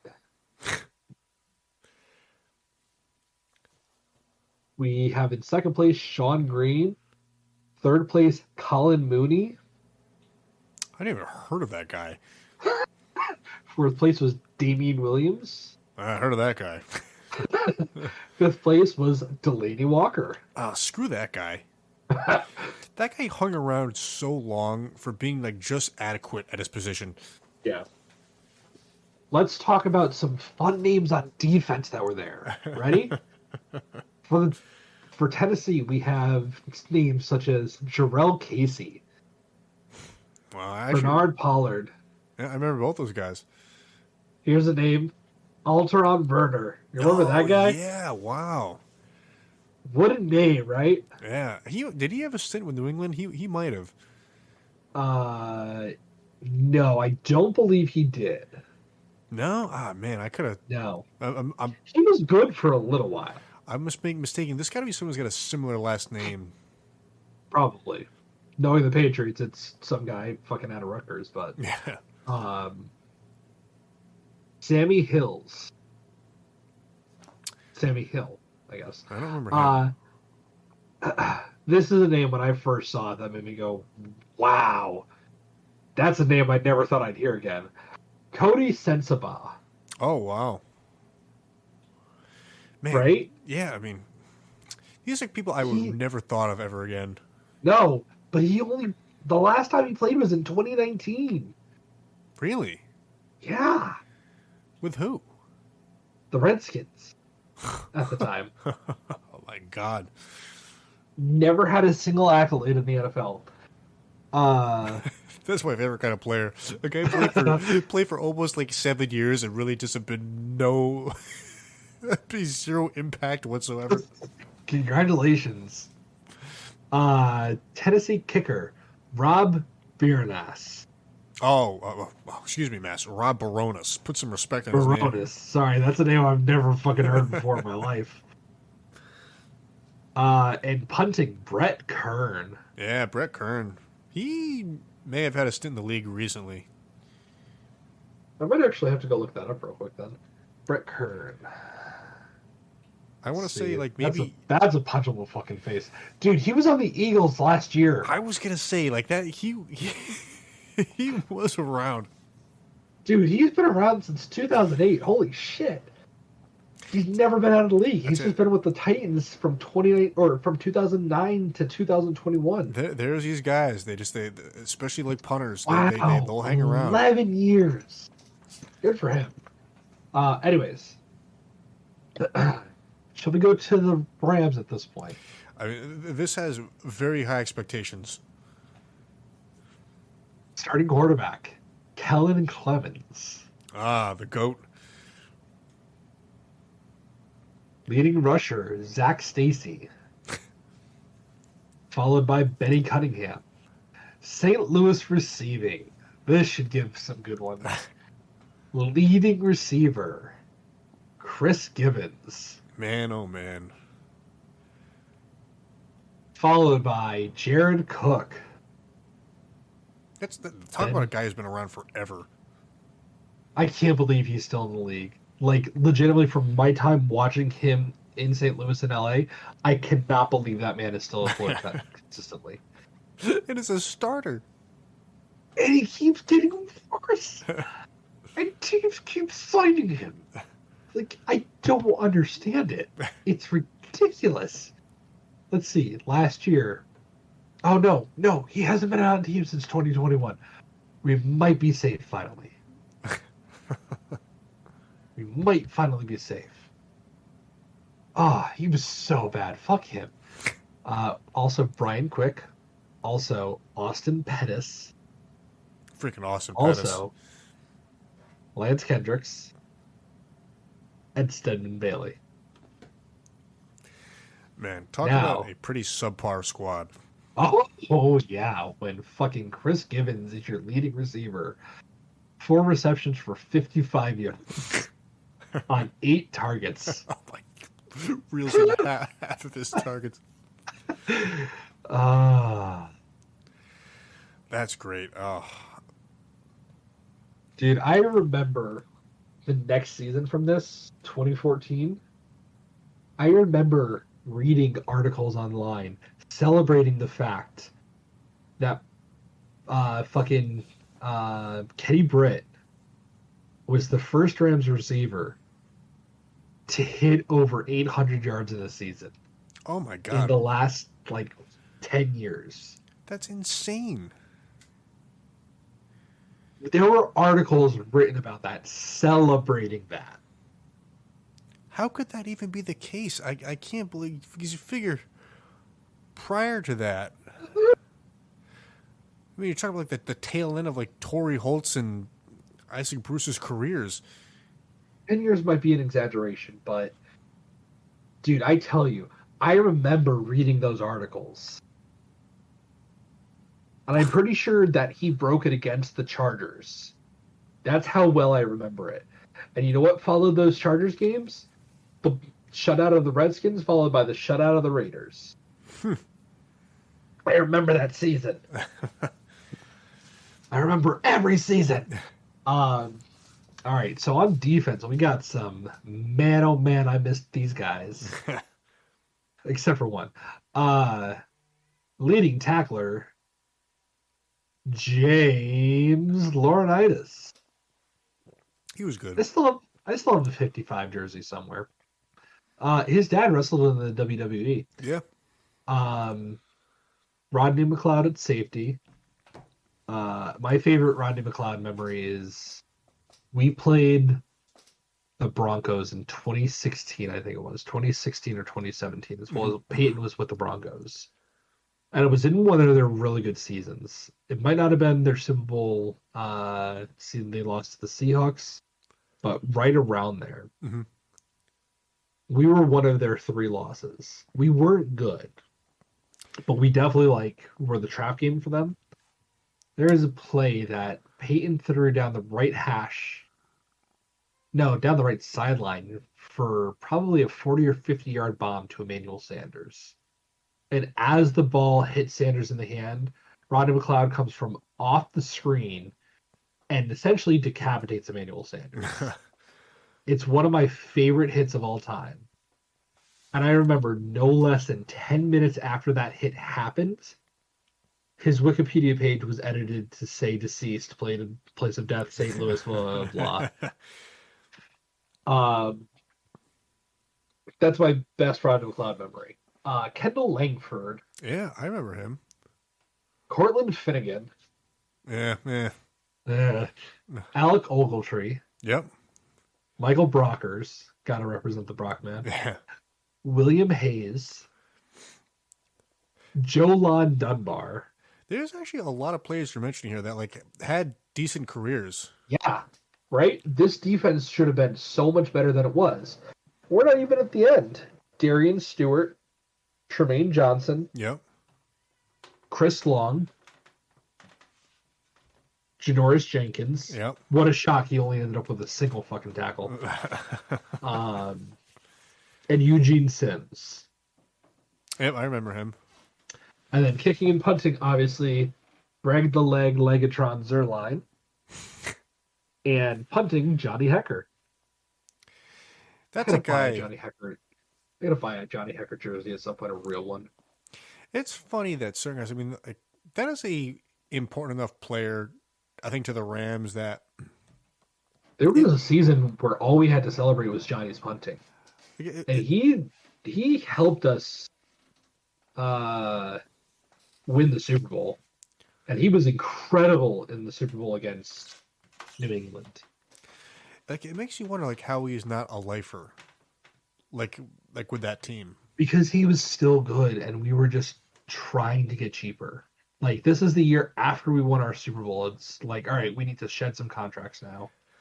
And he was at the end of his contract, and it was just time to move on. But like, was he demanding that much money? He got paid very well by Carolina. Well, I mean, hey, I guess, chase that paper. But I mean, I don't know. It's like for everything you're saying, it's like, I don't like it. For pretty much an overlooked position, because it's not sexy. It's not sexy to be the punter or no, especially not the punter. I mean, at least the kicker, like, you have sort of those glory moments. The punter never has those moments. No, it's he got another $7 million from the Panthers for 3 years, which is good for a punter that's in his 30s. No, I guess I can't hate on it for that. I don't know. I agree. I wish that Johnny stayed as I can't even tell you what our fucking punter's name is now. I think it's Ethan Evans, but I'm not 100% sure. But Johnny was so endeared to the fans of that team. Yeah, and you think too, like, there's certain players like that who are actually, like, that is a household name. Like, despite what you might think about, it's a punter or whatever, like, there's certain punters like punters are people too. Like, he started that with Pat McAfee. Right, like, everybody knows who Pat McAfee is. Like, I mean, he's a personality. We said at the start of the show, like, there's these people who are just they're these, they kind of transcend what the sport is. And I don't know if I would say necessarily about, like, I don't know anything about Hecker's personal life or whatever, but that he's good enough that I think he's a good kid. He was a quarterback at Oregon State. He was fucking awesome on fake punts. He was a bigger than life personality. He was active on Twitter and Reddit. One of the best usernames I've ever seen. What the heck, HEKK. Yeah, that's great. He was funny. He was involved. He was one of the main voices in the locker room, which I think is another huge problem that we were missing last year. Yeah, but even if you just watched, your team in football, there's people out there who are just, I'm a Giants fan. I only watch Giants games. Even if you're one of those people, you know who Johnny Hekker is. Like, you're like, right. I've heard that name in passing. Like, it's right. That's who he is. Yeah, Johnny was a good dude, and I really hope he chooses to retire a Ram. He deserves to have his number inducted into the Hall of Fame for some of the records he owns. Yeah. But, man, I miss you, Johnny. Come back to me. I think he will. And, baby, come back. Hey, real quick, in the same breath, the Bears better talk to Robbie Gould to get him retired there. That better happen. It's not gonna. I mean, I'm 50-50 on whether he does that, because he spent a lot of years in San Francisco and he went pretty fucking far with them. I mean, it's one of those things. I mean, I guess, like, all right, you only retire with one team, but who's to say you couldn't do it with more than one? Like, I mean, you could make the argument like Peyton Manning could retire with the Broncos and the Colts. Well, the idea is you're signing a one-day contract, so you can't be possessed by both teams. Yeah, I know. I mean, it's funny because, like, there's very few people like you can really make that argument for, but like Robbie Gould, you could make the argument for both because impactful on two franchises. Yeah. Man, I fucking miss Johnny, because both of him and Zerline are still playing. Yeah. I'm still mad we didn't give Matt Gay a contract, but I understand it. Because we're on our second kicker this season, and Haversick has been very fucking shaky. I learned a very funny nickname while we had Brett Maher as our kicker. You know what Dallas fans used to call him? What? Brett Maybe Maher. That's like a grade school level taunt. I've never heard that. That's great. But that fits so well. That's so stupid. The internet's awesome. Brett, maybe Maher. That's so fucking funny. But yeah, I mean, I'm so angry. I'm scrolling on Fanatics because I wanted to go see if I could find a Johnny Hecker jersey that was like being retired. Mm-hmm. I might actually pick up this Jalen Ramsey one. It's only $60. That's not bad. Home or away? Home, which is the only thing that stops me. I don't own a single legit blue. That's not true. I own one blue Rams jersey from their current primaries. Which is so funny. I only own that color because it was bought for me as a gift. Every other one I have is white. It's so interesting because, and I talked to you about this when I went over to your house earlier this year. Like I, kind of as a rule, I just prefer the home jerseys. Yeah. So much more. I just, I just assumed that everyone thought the way I thought, but you aren't a away jersey guy. No, I think the colors just look so much better in the like yellow, blue, and white than the yellow, blue, and blue. There's something about it that's just so crisp, especially when they do the yellow pants to go with it. Yeah, I get that. Those are bar none my favorite jerseys in the NFL. There are some that come closer, and I realize it's obviously bias, but there's just something so good about yeah. I was when they changed the uniforms they wear now, I was very cold on it initially. They're thinking, oh, it looks like a soccer jersey. It's grown on me as time has gone on. I do like it. A little bit. I still prefer what our old unis looked like, but they're still good. I still enjoy looking at them. All right, Kendall, we're going to do a quick draft to round out the night. Hey, let's do it. We're going to do probably your favorite draft. You want to take a guess? Well, I mean, it sounds like jerseys to me. We're going to do all-time jerseys, baby. I mean, I'm a sucker for anything like that. We're going to do best all-time NFL jerseys. Would you like to go first, or would you like me to? You know what? I'll let you go first. What a gentleman and a scholar. I will tell you what. All-time, big fan of the Marino era white uniforms. Yeah, I like those. In fact, I kind of... That's a uniform that, like, when the Dolphins kind of, like, changed, like, it's so subtle to me that it's almost, like, not even worth it. But it's enough that it's noticeable. And it's right. Like, I prefer, even, I would say the uniforms that the Dolphins wore until, like, 2000... I don't even know what year they changed. We'll say 2014 with just, like, the regular kind of, like, dolphin that's, like, curved up inside the circle. I just think that's a better look than this sideways dolphin.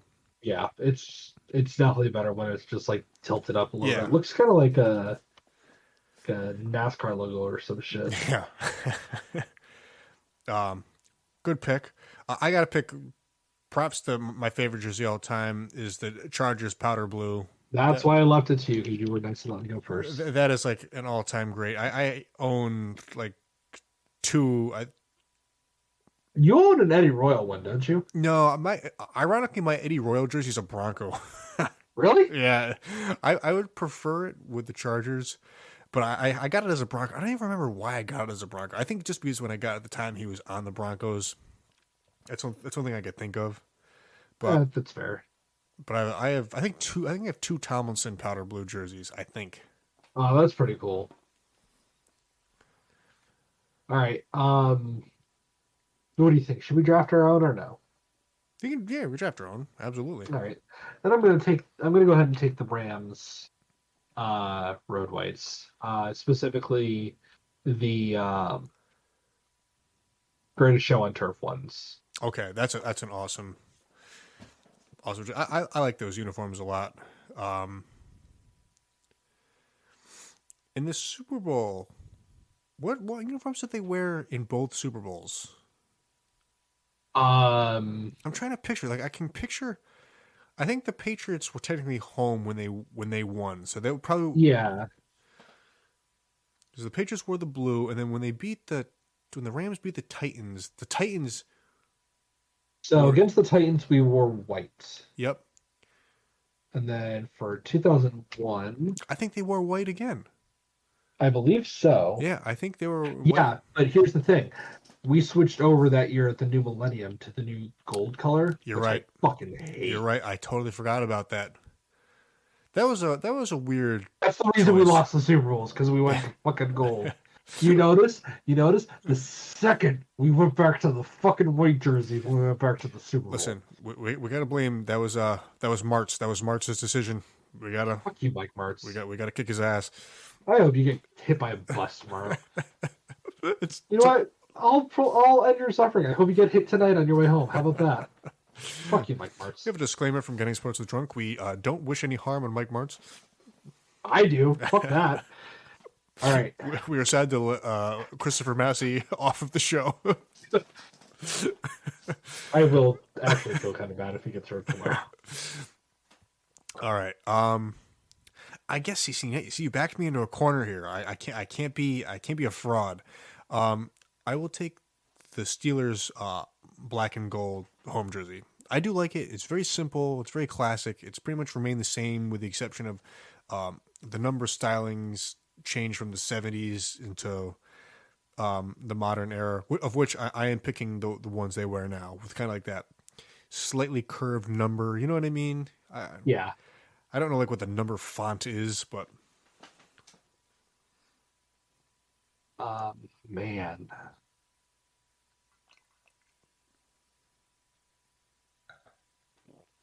All right, Kendall, I'm going to go ahead here with the Barry Sanders Lions.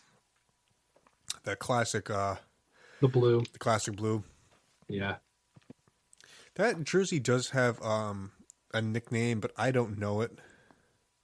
When they wore like just kind of like long sleeves, and it was like a silver. Yeah. I'll never think. Not important, but I know exactly the jersey you're talking about. Yeah, I'm trying to think because I know what you're talking about. Man, I can't think what it is though. I will take here, and I'm so glad they brought it back. I'm gonna take the Seattle blue uniforms that they wore in the 70s and 80s, and the 90s, for that matter. I thought that's so cool.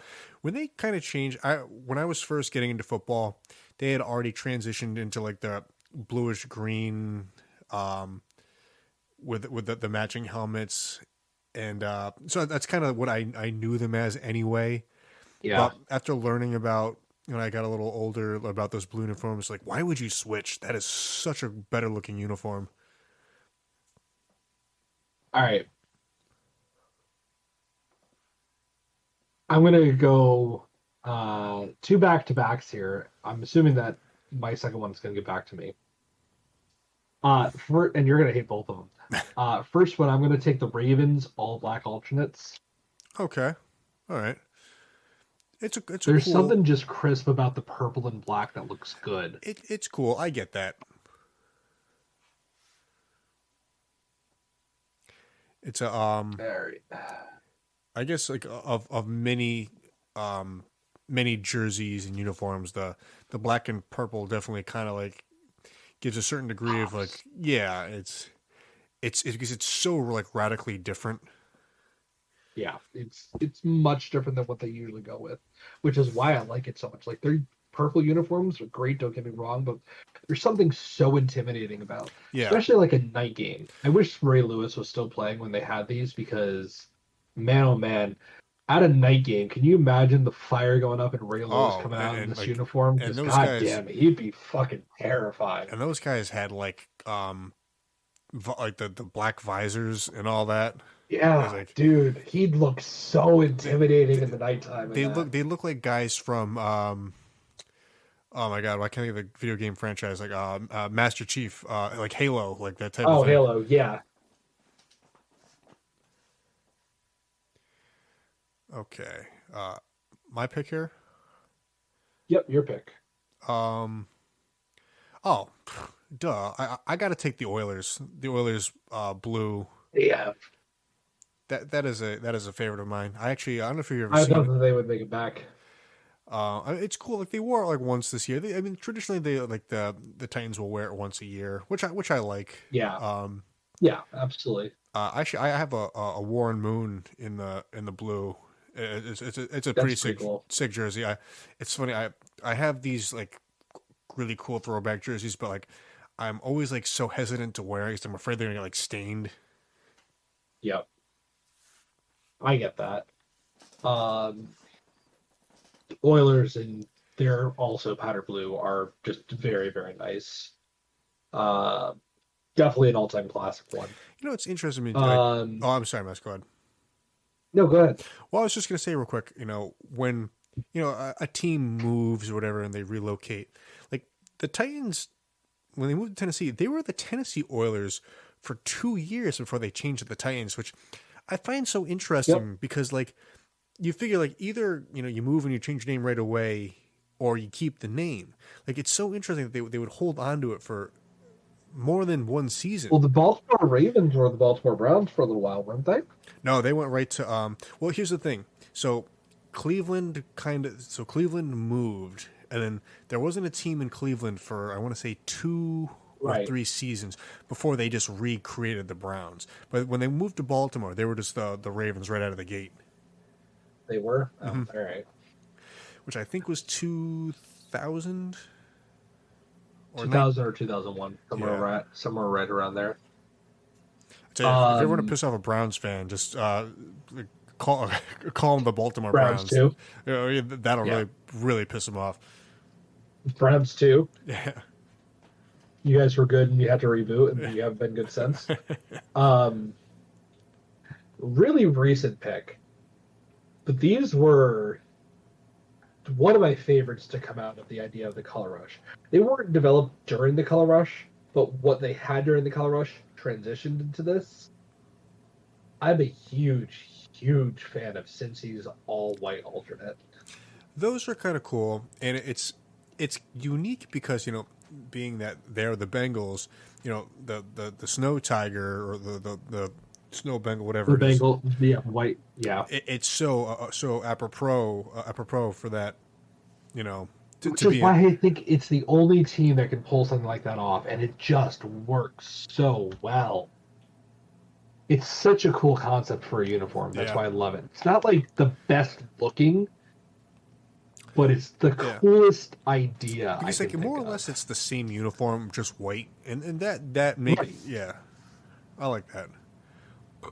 It's just such a cool idea. I love how they did that. That was one of my favorite things that the team's done. All right. You're up. We got 2 more afterwards. All right. So it's funny. It's like I hate this uniform, but I like this uniform because it's so outlandish and it's so memorable. But the Tampa Bay Creamsicle. I feel like the what? The Tampa Bay Creamsicle. I knew that's what you were going to say. Because at the same time, for how ugly it is, it's so iconic, and just the team was so bad for so long, and that pirate winking at you is kind of very uncomfortable. But as far as it goes, there hasn't really been a uniform like that again. And you look at all the teams, there are teams that have orange jerseys, the Bears, the Broncos, and whatnot. But there was something about that. It's just I don't know. It's like a muted orange. It's not as vibrant. I guess if that makes any sense.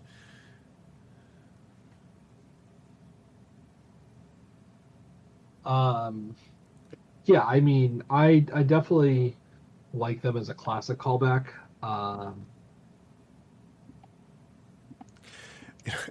It's a jersey that you have to draft, even if you just have to. It's just in the annals of history, you have to mention it. Man, where am I going from here? Because there's some that I can never admit to. Are we talking Seattle? Fuck you.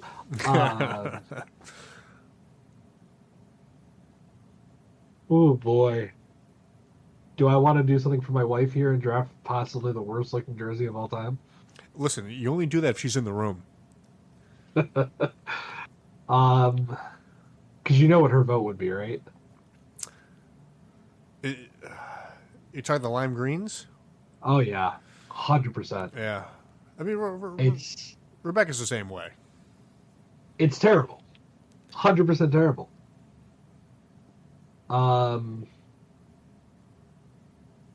There's a jersey that's like halfway in my head, and I'm almost certain it's a Cardinals jersey. The Cardinals, when they had just kind of like the plain white with red pants, and just like the very simple. It almost looked like the what college has the Cardinal?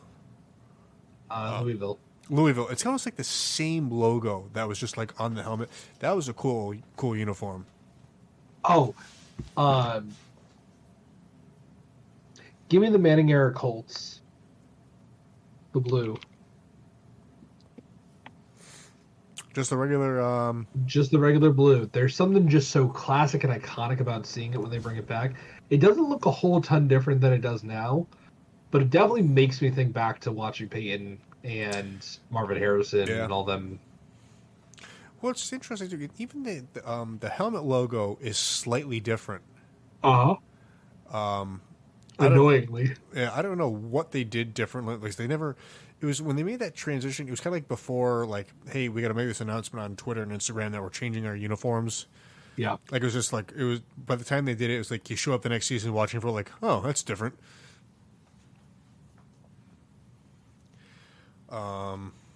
What do you got?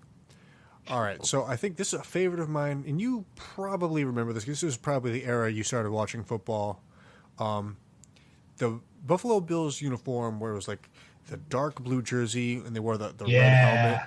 Like that's my favorite all-time Bills. I have a Roscoe Parrish jersey in that blue. That's a fucking meme, Kendall. I think I'm the only person in like 700 square miles to own that jersey. Maybe even more than that. Kendall, that's a freaking name. I wonder if I fit in it still. God damn it, Giants. I think I saw a play. Did Tommy Collett score? No, fumbled. Did they? Yeah. Wait, were they in the red zone and fumbled? No, they weren't in the red zone, I don't think. I saw an old play then. Yes, no, they were in the red zone, technically, I guess. The ball fumbled in the end zone. Oh, my God. That's so funny. Oh, no, that was a punt that hit off of him. So it's essentially,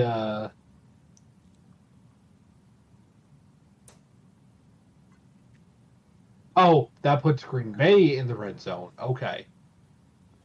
Got it. All right, anyways. I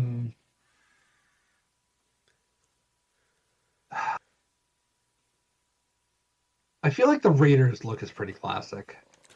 Yeah. I don't know if you ever saw this because it was sort of like a very short-lived period of time in the mid-2000s. They actually had like a silver on silver jersey with black numbers. It was kind of interesting. I think I'm out on that. Look it up when you get the chance. It never caught on, but there was like an alternate that they had.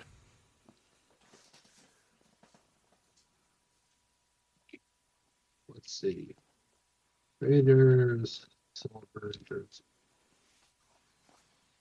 I don't like that.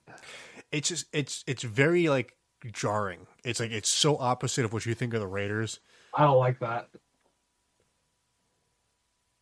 That's when the Raiders were real bad. They're like, yeah, I think that the Raiders are always a classic one, but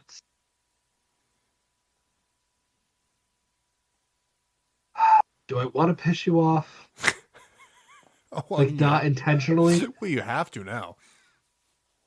Do I want to take the Brady Patriots? Oh, that's a terrible jersey. I mean, even Patriots fans will say that's a terrible. Like, I hate all things Patriots, but if I'm going to take anything Patriots, I guess I'm going to take the jerseys they wore just before, like that blue and Yeah, you're right. So I think I'll take the Dallas Cowboys home white. That's a classic. You know, Yeah, they look good in the white. Yeah, it's so minimal, but you know who it is immediately. Well, and they're one of the few teams where their white is their home. Yep. And as far as the NFL goes, I don't think there's any other team that has a white as their home. I don't think so. Baseball's a little different because it just is, but because the Yankees are white home, aren't they? Yeah, Yankees are the pinstripes are pinstripes. Yep. The Mets. Well, the Mets are funny because the Mets white jerseys are technically home, but they've adapted now their blue jerseys as sort of a home, and the Mets also have a black jersey that's home, so they don't really count as that anymore. But yeah, that's a classic jersey. Yeah. All right, finish it off for us, Kenny. All right. Good job for me. Last pick. See, that's tough. We've mentioned so many good ones. I guess what I really always kind of liked, and they sort of brought it back, but in the 90s, the Jets green with like the Oh yeah, like the Pennington green. Well, so a little bit before Pennington. It's kind of like the jerseys they have now, like but like it was slightly lighter, I guess. And the helmet, I know what you're talking about. The helmet was cool because it said Jets written out, but it almost had but it had like the plane on the end of it. Yeah, it looked like an airline logo. Like you're like, oh. I know what you're talking about. That's a very good looking jersey. They were kind of like a paler but brighter green. Yeah, it's sort of the way the Eagles kind of like the Kelly green, but not. It's so similar, but I hate saying it's similar but different because you sound like an asshole saying that, but it is.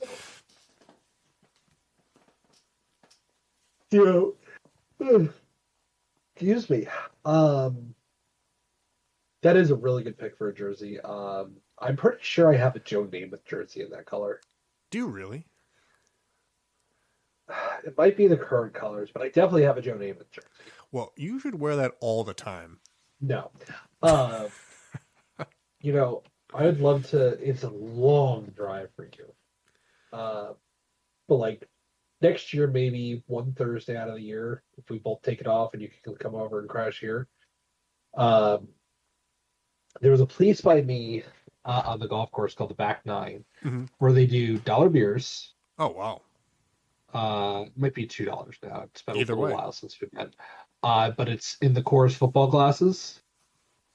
And you can get like a bucket of beers to go with, or like a bucket of beers and a large pizza. And I think the bucket of beers is like 10 for $26. Sold. And their pizzas are fucking phenomenal. That's a great deal. And then when you buy the beers, you get a ticket to go with it, and you put it into a drawing. There's never a ton of people there. You put it into a drawing, and they always raffle off a jersey every single week. Huh. For one of the two teams that are playing. But it's only on Thursday nights. That's a cool, that's a fun gimmick. I would be into that. It's a good time. We got into a couple times. Yeah. I'm definitely not driving that day. Yeah, no, I'll bring you home. You crash at my place, but dude, their pizza is fucking phenomenal. Shout out to the Back Nine. If there are any listeners that live near New Britain, Connecticut, go check them out. Their pizzas are great. We're gonna pull out. I mean, oh man, it's like I hate learning this news because there's only like 4 games left in the season. It's like I want to do that this year. Yeah, I know, but I'll remember next year and we'll do it. It'll probably be easier for you because Charlotte will be a little older. Yeah, that's true. But we'll definitely schedule that at some point because it's a good time. Trust me. So at this point, I asked Kendall. Yes. How was your Cosmo? Well, I tell you, so leading into this night, I'm sure I've had a Cosmo before, but I don't really remember. And for as good as Litchfield is, I can't blame them for this because I guess I don't like the Cosmo. It just tasted like vodka, and it's a rule. Like That's all it is. I don't drink really vodka at all. It's like it was very reminiscent of any high school, college party where you're still getting your feels for like drinking, and so like this is vodka and juice. So it just was not for me, and in general, I just drink a lot more brown liquor these days. These days, you've done that since I've known you. Yeah. Well, I'm just closing in on 10 years there, Kenny. I just drink a lot of brown liquor. I guess is what I'm saying. If it's not beer, it's brown liquor. So I give that for Litchfield. I'm sure it's of the highest quality, but for what this was, 1 out of 5 would not get again. But the second thing I had was. This was just left in the fridge from somebody who came over. I had one of those ready-to-drink Jose Cuervo margaritas. It was the watermelon margarita. Those are terrible. And, the thing for me is, like, I do like margaritas, but I just like it for regular what they are. I don't need a flavored margarita. I would rather just have regular margarita. Like, bare bones ingredients. I don't need anything special. It was very... Go ahead. Anything that you get that's like a mixed, pre-mixed margarita, it's always going to be terrible. I don't know that. I don't know that there's a single pre-made that I can think of that has ever been good. I mean, so for like the On the Rock series, their RTD margarita is pretty good, but it is because there's no flavors to it. It's pretty basic. Like this, they're not going for like a certain flavor or whatever. It's just literally like restaurant. You need 5 things in a margarita: tequila, Cointreau, lime juice, ice, kosher salt. That's it. That's all a margarita should be. And the thing too. So every so often, like I'll make margaritas, and actually I prefer like mezcal for mine because I just like that smokier component. A little bit smoky. But in general, exactly what you're saying. I don't even like. I'll mix it or whatever, but I just pour it over like 1 ice cube. Like I don't need any. I get some some salt on there. Yep. Mix it well enough, and just I don't need a. It's just margarita stuff makes it go down easy. I've graduated to just sipping straight tequila, and I'm a fucking madman for doing it. No, I mean, I don't remember back in the day, like Paul used to drink a lot more tequila than he does now. I mean, I haven't known him to drink tequila in a very long time. But I love Shannon's, my sister's boyfriend.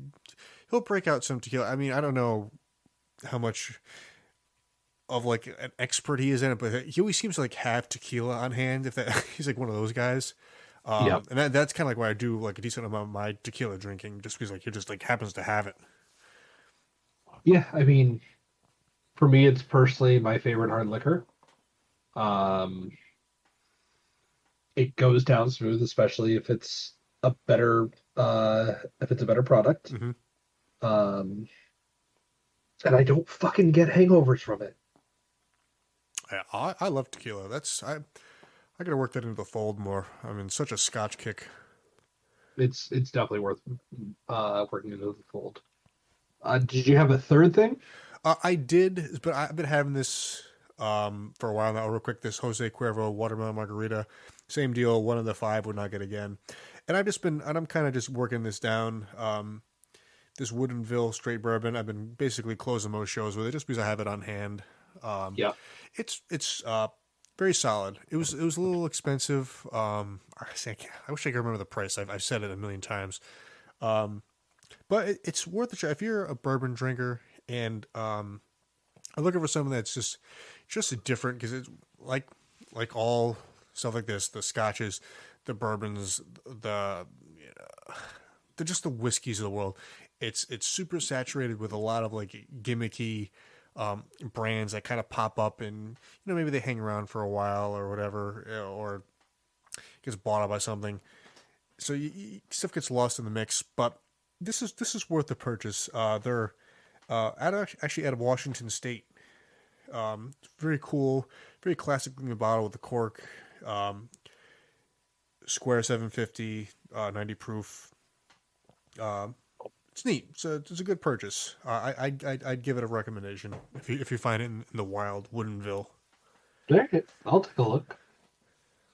I drank the same thing all night long, except I dipped in a second time and then a third time. I'm not sure if you can pick up on when that was, but I'm pretty sure it was decently obvious. Fell into the classic trap of, all right, I'm a little into this. I'm going to pour a little bit extra in my next one. And it's looking, it's like, all right, a third of the glass is fine for the third one. Yep. You should see me on Saturday nights. I mean, I'm a 3-finger pour scotch, all the time. Do that 4 or 5 times. It's the way to go, my friend.